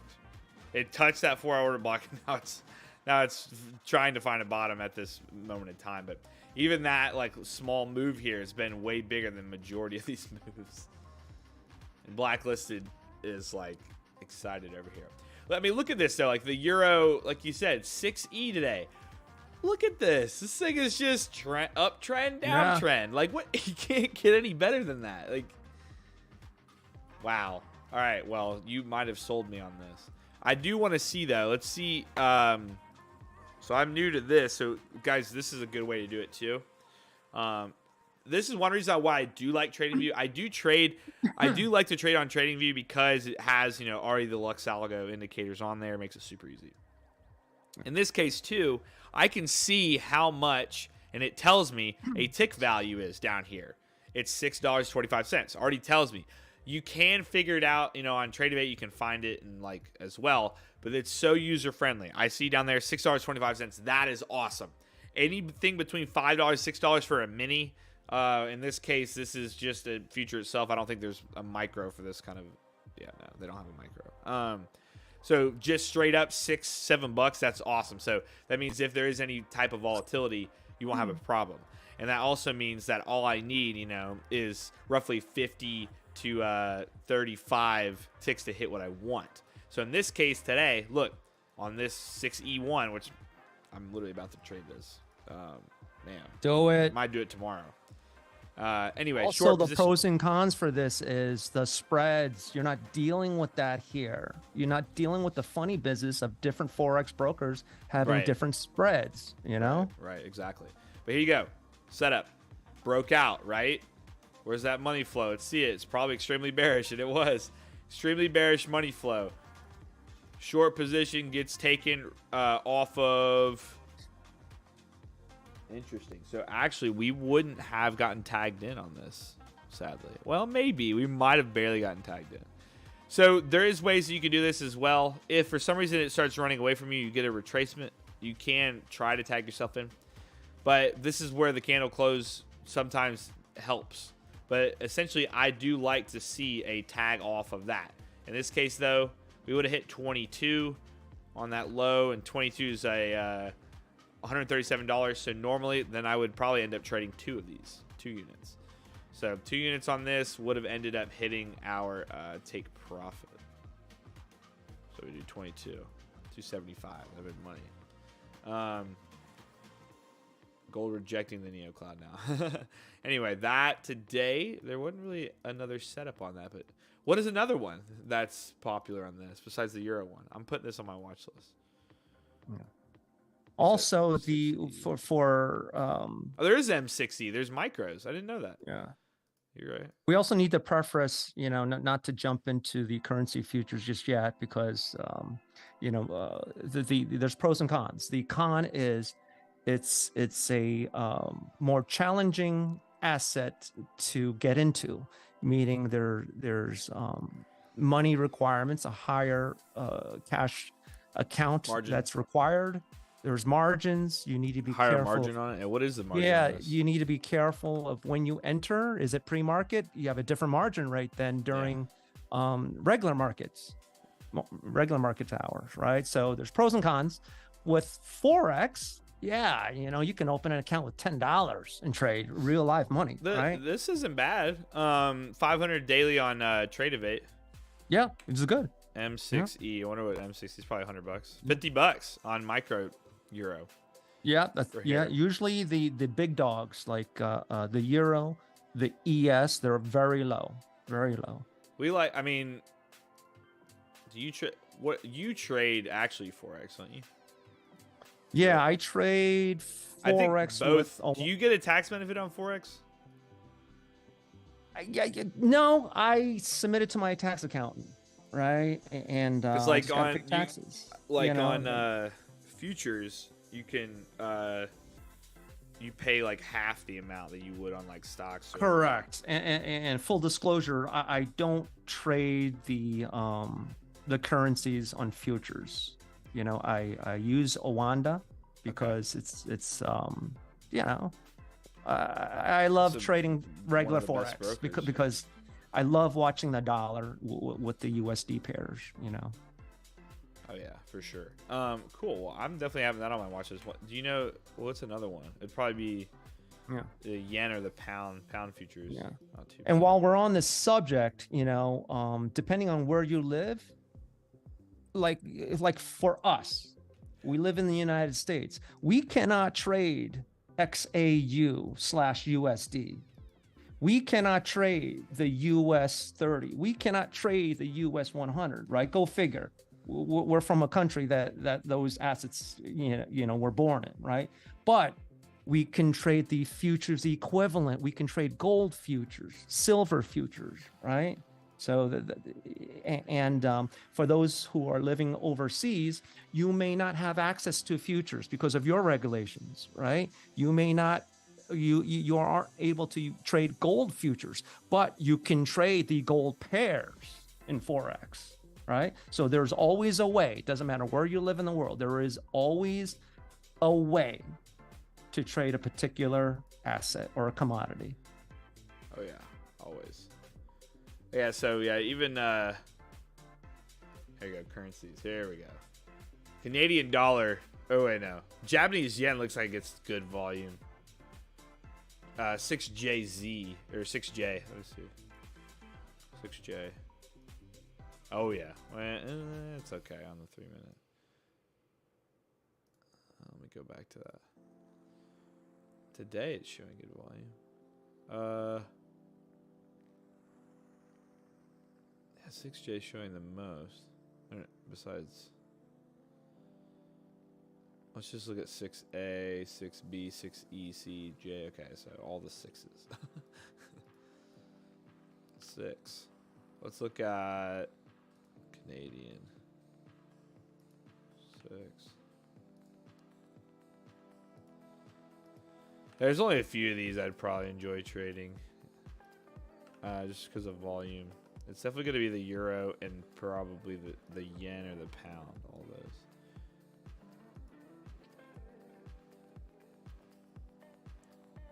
He said, gold entry, please, can you guide me? It's going to retest or not?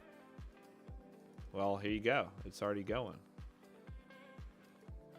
I mean, this doesn't align with my setup. So I wouldn't. I'm not gonna trade it. But let me pull up though. What was A? 6A is Australian dollar. No, I don't like that volume. So it seems like the 6B maybe. She's had a little bit more volume. Oh, here you go. The Swiss franc has good volume. It looks like for the most part. I will just be watching the euro probably. And then let's see the volume on. I do need to look at some. Wait, what happened? Go back. Metals. Besides gold.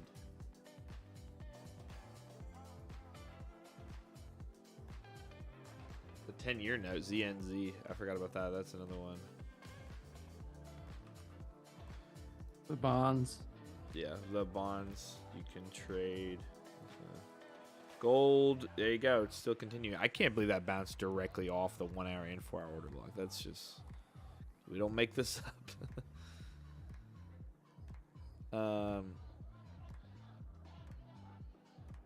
CNZ3.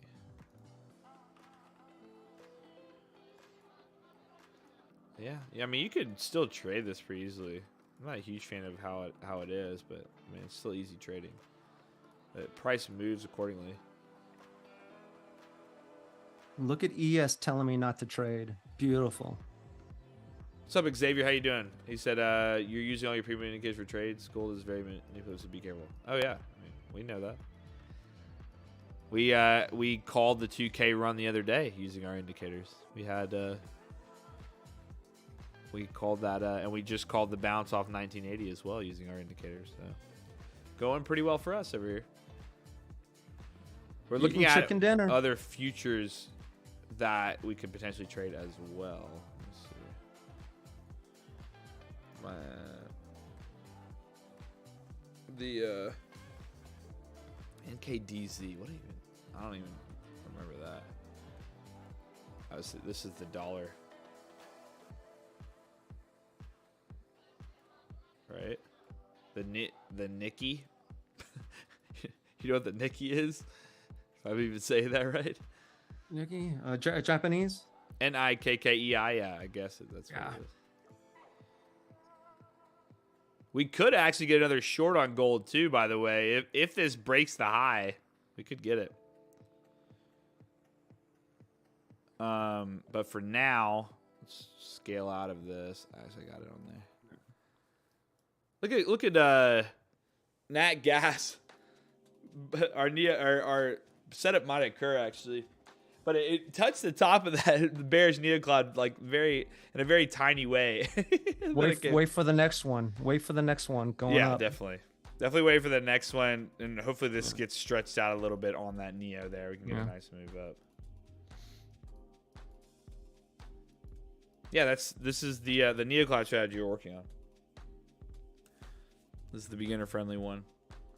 Beginner friendly. Man, it's very you can follow it super easily. Yeah. You just have to make sure you follow the rules. Yeah. If you want beginner friendly, what about my candle color of yesterday? That's it, right? Yeah, that too, for sure. Man, what a day on that gas. Come on, ES, not doing anything. Yeah, they're both pretty dead here. CL, a little bit of rebound. Gold, yeah, gold futures still bouncing a bit there. Take this off for now. What is the ticker again for the Russell? Yeah, RTY. What indicators are you use it like for the strategy? We're currently we're using the price action concepts, signals and overlays, and oscillator matrix. Like we said, we do like to have multi-time frame order blocks up on here. As you can see here, we like to watch levels that overlap. In this case, gold, you can see for this gold here in the gold chart, but this gold order block was a 4-hour order block. This is a 3-minute, of course. But we also have a white order block there, which is a 1-hour order block. We look for levels that overlap like this and see how they react. In this case, we have a reaction, a perfect reaction. Touch that order block, and now it's currently bouncing off that level. We targeted on the 4-hour the 1980s as well. Why? We're currently going into the bullish neocloud here, right? We also are coming off previous highs as well. So this previous supply, we want to see demand because we clearly broke through it. And then also we want to see, this breaker block hold. That's a breaker block as well if I pull up the other order blocks. But if this does hold, we show that support here. We're really looking for a move back to 2000. We're not a huge fan of this candle, though, that occurred on the 4-hour today. We'll see if it can set up and then retest the 2000 once again. But for now, we're still waiting for this price to be held. 15-minute at the moment, just unreal. That 4-hour, 1-hour overlap bounce, just perfect for what we were looking for at that level. But yes, this is the Lux Algo Premium Suite. And I haven't actually gone over this yet, but you can now try out Lux Algo 30 days risk-free. You just go to the link in the description, or you just type in luxalgo.com. Just click this button to test it out for 30 days risk-free. As well as if you want to check out any of our free indicators, we have a new spot on the website called the Library. Go up top right-hand corner, as you can see here next to the overlap, we have Library. In the library, we post indicators every single week. Ones with concepts that might be popular, and also just potential ideas that we come up with that would be good indicators for you guys to use. That being said, these indicators, we release them every single week. We do fix bugs in them, but they're not updated all the time. We're constantly updating our premium indicators to make sure you have the best features and the best ways to utilize the features we have to help develop your profitable trading strategy. So like with the order blocks, highly requested thing on the order blocks was multi-time frame. I want to be on a 5-minute time frame and see 4-hour order blocks. Well, that is, wow, what a great concept. We added it in for everybody, and it's been the most used feature probably in that price action concepts indicator. We then recently launched our AI signals on these signals and overlays, which is one of my favorite features, and we can go over that as well here with NAT gas today. Absolute monster on NAT gas today. Let me see here. I think we had, do we have autopilot on or something? Or was it like a... God, ES touching the highs again. Touch it. Nat gas. We go to the was it daily 15-minute? Here you go. I mean, you can even see it on the 2-minute here. AI signals was a 2. We like to trade 15 minutes and 4 hours. We got a 4 signal on the 15-minute. 4 signals highest, rated 1 through 4 for the AI signal setup. What I talk about all the time using this is waiting for that signal. Waiting for a retracement, right, on the oscillator matrix. We get a retracement, you get a turning point. Entry would have been right here once we got that turning point with the bullish overflow that we got on the money flow calculator down, or money flow graph down there. Stop loss below swing low, and then you target whatever you want to target, 2 to 1, or all the way up until you start seeing clean resistance like we saw up here. NG just gave signal on 5-minute. Let's see it. There's no. Are you talking about on this? On the signals and overlays, or our Neo Cloud strategy? Okay, now we're showing it. You know, a bit of a Neo Cloud is finally forming. NG is trying to reverse though at the very moment. You talking about it for Neo Cloud or like actual like signals? Anyway, nice little setup there. The day is done last hour. Yes, yeah. Well, I think we're gonna call it here as well. Okay, signals and overlays. Are you on what are you on autopilot? 5-minute here. Autopilot. Yeah, 2 signal into a change of character. This is already setting up for a short opportunity. What we like to talk about it always is having the multiple levels of confluence. You have that change of character, bullish or bearish. Sorry, bearish change of character after a bullish break of structure. It's exactly what we like to see. 2 signal. 2 signal can indicate an early reversal signal on the AI classifier. You can notice money flow starting to flip and a downtrend is occurring. What we would want to see is a retrace of this oscillator with that money flow flipping, and then a turning point with a reject of the smart trail. And we might get a nice setup. So we're on our way to that short setup here on NAT gas. Same with our 3-minute strategy as well. The Russell kind of did the same thing. Gold really trying to bounce back. Gold we could still have. We could have a setup on gold today.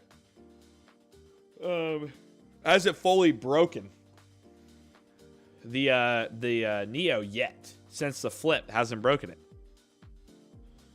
Hey, how you doing? Welcome, Persian.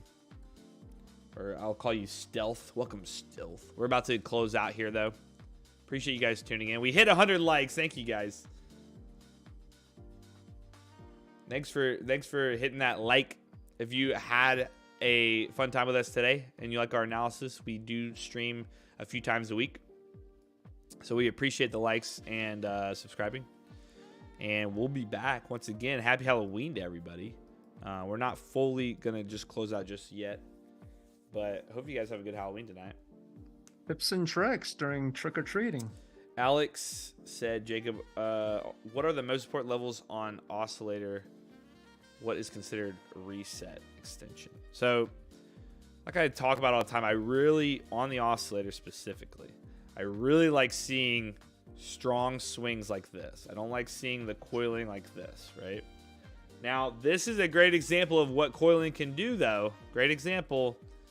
Coiling can indicate pressure building before it snaps, right? Pressure built here on this one, it snapped and then got a very high volume sell-off with the overflow. So if you notice coiling with overflow coming in, that could indicate that you might see a nice drop or, you know, push to the upside depending on which side you're looking at. This case for the oscillator, I really do like seeing proper swing points. Not a lot of dots like this. Good swing points. Look what happens during that time. You get a trending market here, here, higher low, and then it moves up, right? That's what we saw when we hit those proper swing points. Right now, we're getting proper swing points. Next up, I really like to see is that money flow. Money flow being strong, showing its strength by, you know, staying bearish during a downtrend, not these little weak humps you see here like this. You want to see very nice, strong trending money flow. Euro USD, Christina said 1 hour and 15 minutes. You got it. Here we go, though. We might get a setup as soon as we're getting off. But I'm going to go over the Euro USD. We'll do our closing remarks. And then have a happy Halloween, everybody. Real quick, Euro USD. So similar to the 6E1, right? Be pretty much the same. All right, sorry, let me go back. All right, Euro bounced off a overlap of what? A daily order block at a 1 hour. Wow, okay. 3 minute here, daily order block, 1 hour bounce. Beautiful. 5 minute, it is currently breaking out of that Neo cloud. So in a short situation, we would obviously, for me, want it to break back below that Neo cloud. In this condition, we do have a change character. We have the money flow flipping. If we were to pull over to this, to our signals and overlays, let's see. We broke the smart trail. Everything's leaning bullish right now for this.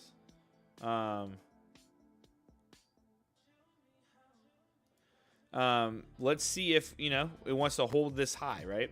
You now have a nice high break that you can play off of. Nice resistance to play off of. After it goes and sets its high wherever it is, we would want to see a retracement into this level between, you know, this is 105.76 and 105.8. So right below 105.8, see a little retracement, bounce off these highs, and then we'll get that continuation if it occurs. What I don't like is on the 5 minute here, it is extended on the upside. But yeah, so for now, she said 15 minute. Let's jump to the 15 minute. Similar situation. Look at the money flow. Nice. Money flow's coming back now, coming off that high that it just had, that massive sell off. And, you know, we need to possibly see this take its time a little bit. It's not entirely there yet. 1 hour is bouncing. We are bouncing off the 1 hour order block. We have imbalances to fill at the upside. 1 hour and daily order block bouncing off of here. This is a good indication of why we like having these multi-time frame order blocks. And Frank, I'll go over that as well here just briefly. But notice how we're setting higher lows inside of the 4 hour, which is the gold, the daily, which is purple. We're setting higher lows after this low. Higher low, breaks out. Higher low, breaks out, right? Finally gets out of this order block, and you have a higher low here. This would have been my entry right here. Boom. Entry would have been on this guy here. Reason being is I have money flow bullish. We have a turning point that happened below the 50, which is pretty awesome. And then guess what else happened? It decided to use this previous resistance as support, as a perfect retracement level.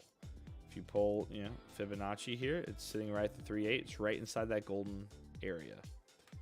So bounces there. This candle here, we got confirmation. Would have taken an entry, target a breakout, and boom, got the breakout.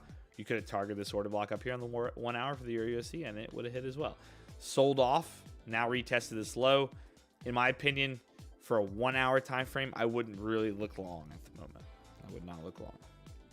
I'd be watching short on a 1 hour, 15 minute, This is in a current retracement, but we're still in a very strong bearish Neo cloud. So hold on. I want to see if GC or nat gas chilling. Okay. But yeah. So far, 1 hour time frame, I like it more to the bearish side. Short term, possibly if we can get, you know, we might go retest this low here. 105.9, 106 area. We'll see. But for now, 1 hour, I am bearish on it. Little exhaustion level here happening. All right, Frank said, how do you set different time frame order blocks to be on one page? Also, how do you color it? This is the way I color it. You can color it whichever way you want. The way to set multiple is to have multiple instances of Lux Algo price action concepts. I like 3 different ones. I like the now sometimes I do like the 15-minute, but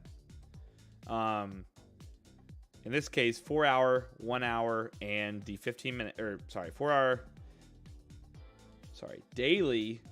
See, you can tell it's getting to the end of the stream. We're getting tired. All right, daily order block, a 4 hour order block, and a 1 hour order block. Like those time frames for my high time frame analysis, because look, we had the daily there. Daily's in purple. You see how big it is. Daily order block lined up with which one? The 1 hour order block. Seeing that, we could have identified that as possibly a significant level for a bounce, or maybe a level where it wants to retrace off of before it goes lower, right? 4 hour as an X level confluence, right? We could have indicated this area here would have been maybe a very high volume area for potential bounce. So in that case, you just add them all. And then when I go into the settings of one of them, I go down here, I set my time frame on the volumetric order blocks right there to a daily, and I color it whatever I want. I have it purple. We consider gold, or 4 hours, our golden order blocks. So I scroll down on my next instance of the price action concepts. I click volumetric order blocks, go down here, 4 hours, or go down the time frame, click 4 hour. I like to increase the amount of order blocks as well. I put 500 because default is 5. You'll notice if I just do 5 though, some will go away. See if it does. In this case, it might not have. So you're looking at the gold ones, right? Some might go away here once I, sorry, we're on 5. When I tick on 500, look what happens. You have a lot more to see. You have other levels to see that happened way in the past. So we want to see those levels. So make sure on each one, you just add 2 zeros at the end, or however you want to do it. Higher than probably 150 at least, because you could get, I think the average is like amount, I think is around 125. So just put the max amount of number you can. But that's pretty much how to do it. My back's starting to hurt. I need to lean back in my chair. Oh, GC nearly tapped the break of that Neo cloud. If this comes now down here, didn't fully break, but it did tap the high. If it does come back down and break that low, could still set up. Could potentially be a setup. This is why we're only, like I said, we're 10 days into our challenge with this account. So you can see, or sorry, 9 days. Yesterday was day 8. We are currently at, well, yesterday we were at 2234. So we're up $2,234 over 8 days. After today, though, if we go to our report, let me go to the report over here. Bink. Today, we were up $168. We should have actually been up over $500 today, but YM really missed us on one tick, which is very depressing, but it's fine. Today, we're at $52,402. So we are currently $600 away from passing using this challenge, and that is over so far 9 days. I will say, look at this equity curve. It's very nice. We had, 3 green days in a row, 1 small red day, 2 green days in a row, 1 small red day, and then we were green yesterday, and then we're green today. So we're very close, and that's what kind of equity curve you want to see. So strategy is looking very, very good. In this case, we will hopefully be funded by the end of the weekend, or end of the week. Oh, you will. Oh, yeah. Nikki says I will. I will, yeah. We're going to do this. But we're noticing that GC, CL, Nat gas might be the move. Potentially the euro futures might be the move. Forex said, how long have you been trading, Jacob? And do you have tips for a trader who is in between unprofitable and profitable? Generate money but lose it in more times, not 90% investment. Okay. Man, I need some food and I could go on a spiel, but I'll go over what we've gone over before. Mickey, anything you want to touch on first before I talk about it? Wow, that's a For loaded you, question. What has helped you become a better trader? That's not necessarily. Yeah, let's make this quick since we're about to close it down. Yeah, Let's get been doing serious. this for over I'm muting them. 20 years. Yeah, Mickey's been doing it way longer than me. I put 1 million indicators on my charts, hopped, from strategy to strategy, YouTube influencer to YouTube influencer. What helped me is just to focus on one specific feature of an indicator, get rid of everything off my charts, and that's only like 30%. The remaining 70 to 80% is trade management. That's all it is. I don't care if you have 8 garbage trades out of 10, you can still be net positive after 10 trades, right? With trade management, it'll save your account. It'll save your sanity. That is my one advice, is to concentrate on when to close out a trade. Yes. To concentrate on how to lose. We must accept the fact that we're all losers. We're going to lose. We have to learn how to lose. Okay? Once you learn how to lose, your account will grow. I promise you that. Everyone tries to backtest and study what's the good entry. No one asks the question, how do I exit and how do I take this loss, right? That is my one advice, Jacob. I mean, there you go. That's super important. Mindset is pretty much majority of trading. Why are you in that trade? Is it because you missed a trade, or like today, like with me, missing that exit by one tick was very frustrating. And I ended up taking another trade that I shouldn't have taken, and got stopped out again. Now, evidently, YM ended up breaking out. We had a feeling it would break out, but because of the consumer confidence, it was kind of choppy until it finally made its rally. So you got to really figure out, first of all, what I talked about like yesterday was your risk is the biggest thing with staying consistent. You have to understand, and that's why the funded challenges are really good. Risk management is huge.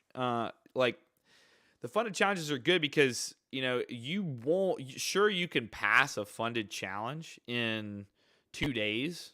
Like Top Step, you can pass that 50K funded challenge in 2 days by trading, 5 lots you can trade 5 minis and then, hit 2 trades for $1,500 and pass it. But like if you go into an actual funded account with that mindset, you're leaving so much risk on the downside for one red day to wipe out everything. So like first off, you have to stand back and realize, okay, let's just talk about funded in general, funded accounts. And this is with any account. You have to realize how much capital you have and how much you actually can risk. So in this case, for like a Top Step account, you really need to not risk more than 500 of a loss a day. And that's still a lot. I go for 500 profit a day or 500 loss a day in this case. But even then, I try, if I'm going for 500 profit a day, I at least want to maybe cut it off at 250 loss a day.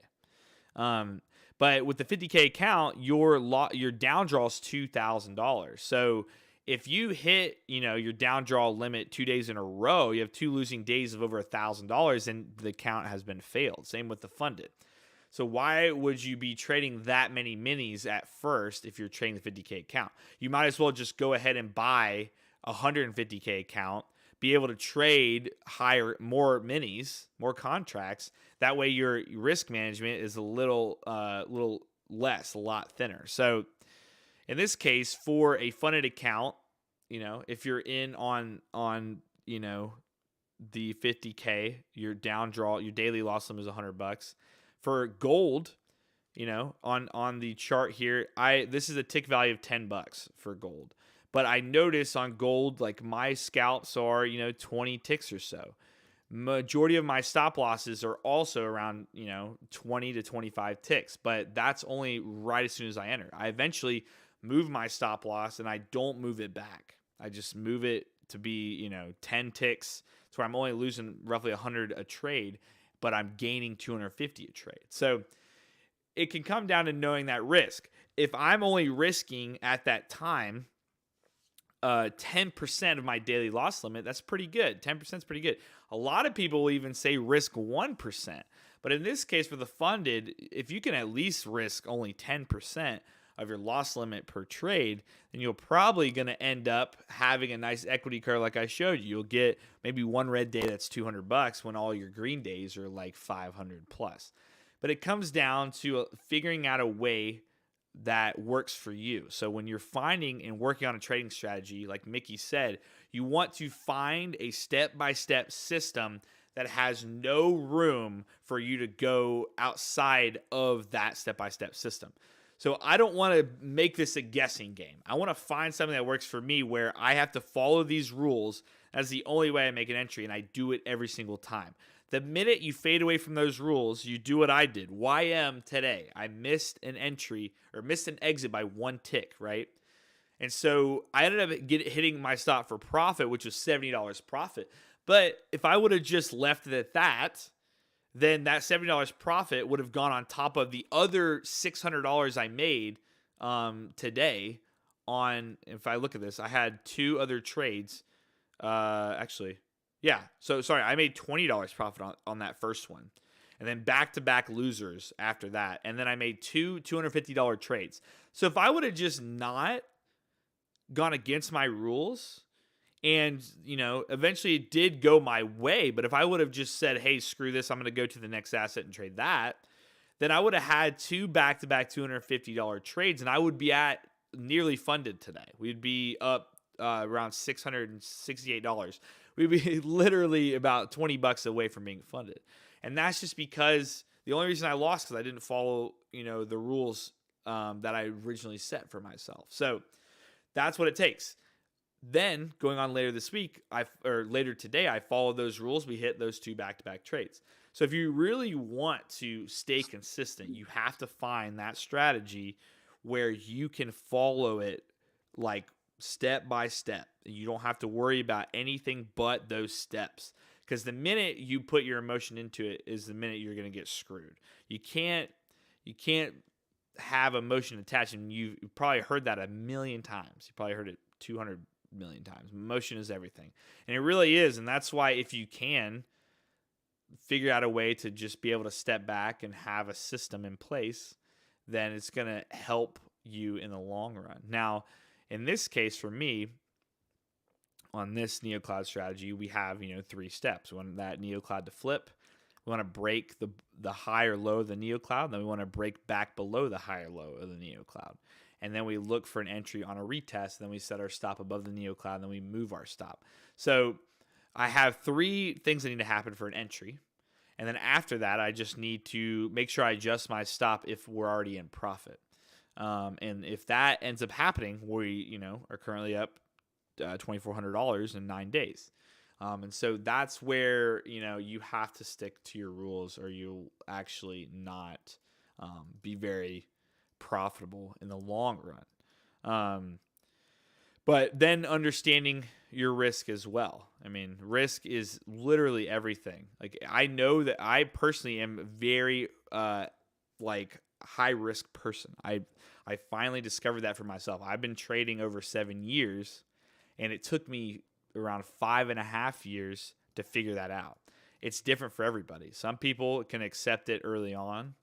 Some people it takes longer. Don't stress because you see some guy on Instagram flexing his Lambo that he just got because he like started trading a year ago and he's really good.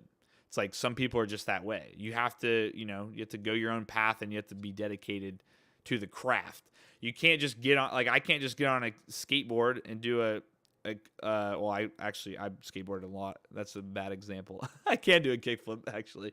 You can't just hop on a surfboard and expect to, surf a 10-foot wave. It's not going to happen. You have to practice. Look, anything.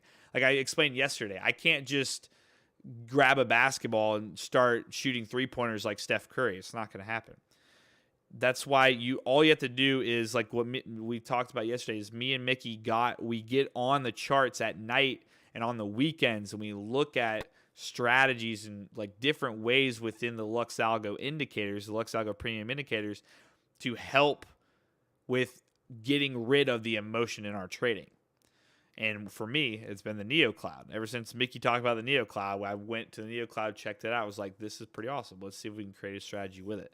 Now, I've been trading long enough now where I understand risk management is everything. So my old strategy was fine and it worked well, but I've been wanting forever to find a strategy that can teach everybody. And in this case, now I've found something that's super easy to teach our community. So I'm now putting it up against a prop firm to see if it works. And we are pretty close. We're $600 away. Today we would probably be funded if I didn't break one of those rules. And there you go. That's where that emotion comes in. And you have to understand not to fight to fight the emotion. Sorry. You got to let the emotion go to the side. Figure out a way. Well, do you need to walk outside for a second? Is that what you need? It's very frustrating. It's very easy to revenge trade, especially if you're mad, especially if you miss an exit by one tick like I did today. I literally was like this on my desk. Swear to God. Today I was like, you're joking. Stressed out about it. You can't let that happen. I mean, for me, it's a little different because I'm kind of in a spotlight here with you guys. So it's like I have that added pressure to hopefully get this strategy to pass this funded account. But I think it's fun because then that way I know that I'm fighting the overall emotions to make sure that it works for you guys. And we're discovering that so long as I stick to the rules that we set for this strategy, it's going to work. We would be funded today if I didn't stick to those rules. So it's just, that's the biggest thing. People say, have a journal. Some people like doing journals. You can do that too. Record what you've done wrong. If you can identify that in your head already, like I personally don't keep a journal, but I don't write down, but I make sure I know exactly why that went wrong, right? If you have a loser, always sit back, think of yourself like on a couch behind you or in a chair. Yeah, I can, Brad.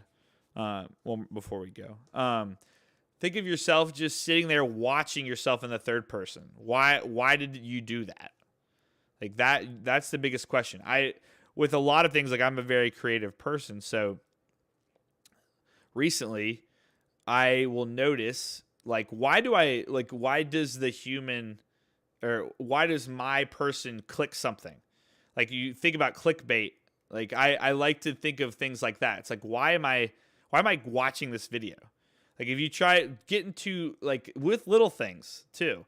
It's like if you ever notice yourself like, like in your kitchen and you do something and you're like, why did I just do that? It's like try to get into the mindset of figuring out why you do things. If you can do that, you can start with your trading being like, hold on, let me step back and figure out why I just did that and maybe I can fix it.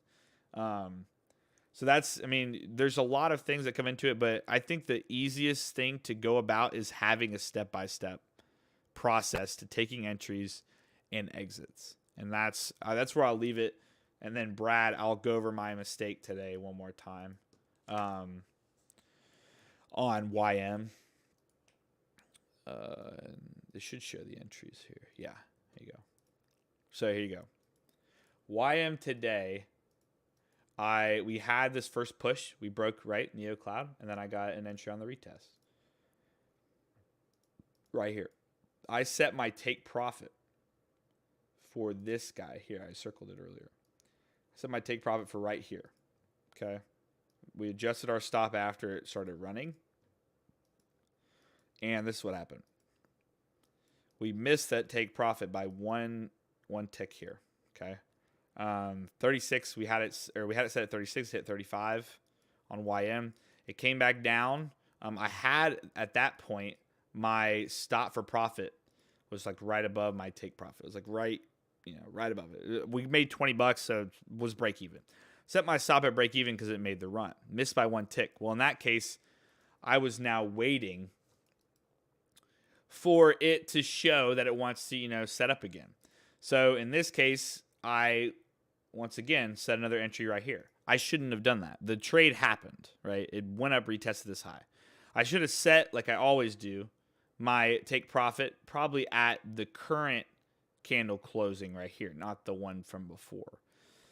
But because this wick so high, I was like, okay, that could probably easily wick retest the high. So like I said though, I do like to set my take profit at the candle closes because the majority of the time that does hit. Way better opportunity. Set though my reentry here and then my stop below this candle low, really low risk. So it was like $100, right? $100 risk on that. Actually, way less. I think it was like 50 because it's YM. So set it pretty low here. It hit me out there. Then I did it again on this, set it below there. Put my stop loss below this low where it hit me out. Hit me out again, right? So then I was like really frustrated because I missed by one measly tick. And then I took 2 plays off of this because it was getting these crazy, volume spikes. With super short stops, I would never, even if I revenge trade, I would never bring my stop back down here and risk a crazy amount. Like I normally would just put a stop really short. But again, why did I do that? It prevented me because then watch. What I did then was I looked at another asset, CL. We got a trade here. Boom, $250. And then the other one was NG.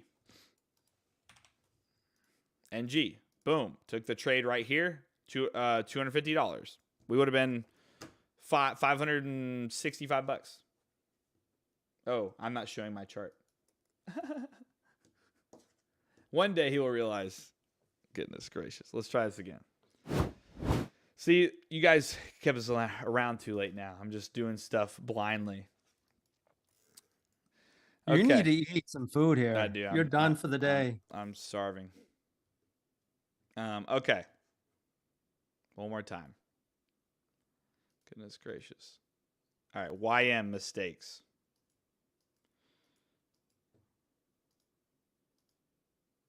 Sounds good, George. See you, buddy. Anyway, entry was here after the setup. Beautiful setup. We had it. Our target, like I said, I circled it earlier, was here. Just so happened to miss it by one measly tick, right? 36 was target. 35 is what the high was. But what I was saying was, majority of the time I like to set my take profit at the closing and opening of these candles up here, right? So in that point, it should have hit if I would have set it there. First mistake. I then, I ride my stop pretty quickly.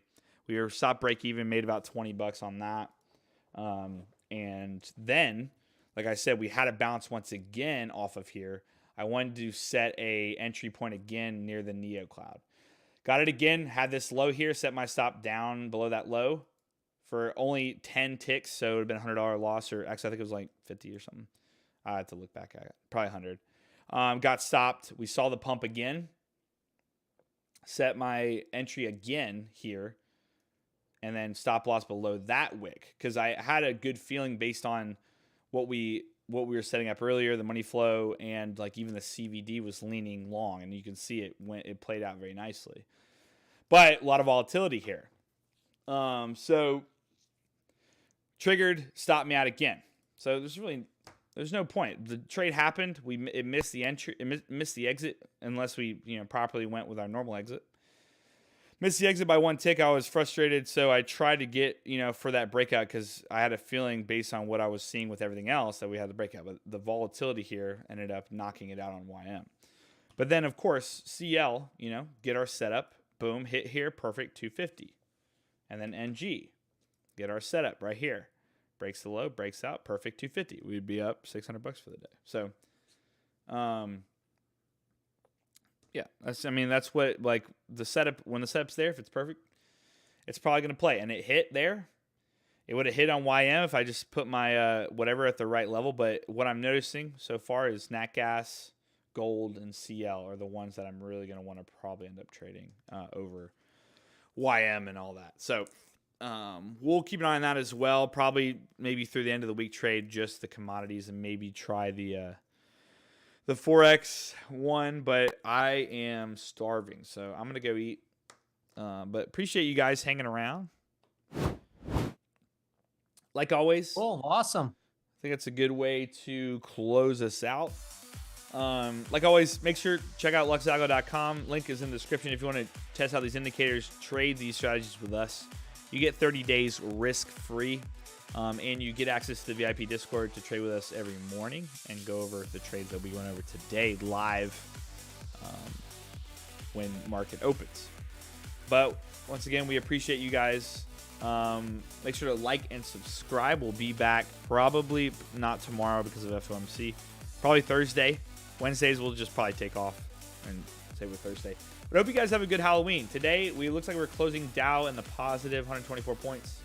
S&P up 25 points. NASDAQ up 50 points, and yeah, seems pretty good. CL and gold coming down as well. Nat gas massive move. We'll see if that can continue. But overall, still green on the day, so we are almost there. Stick with me, and hopefully we will get there. But Mickey, anything else? Awesome. Everything's good. You know, I'm going to take a little break, and I'll catch everyone in the VIP Discord room in a little bit. Okay? Yeah. Thank you, guys. Have a happy Halloween, and we will see you on Thursday. Peace out. Have a good one. See ya.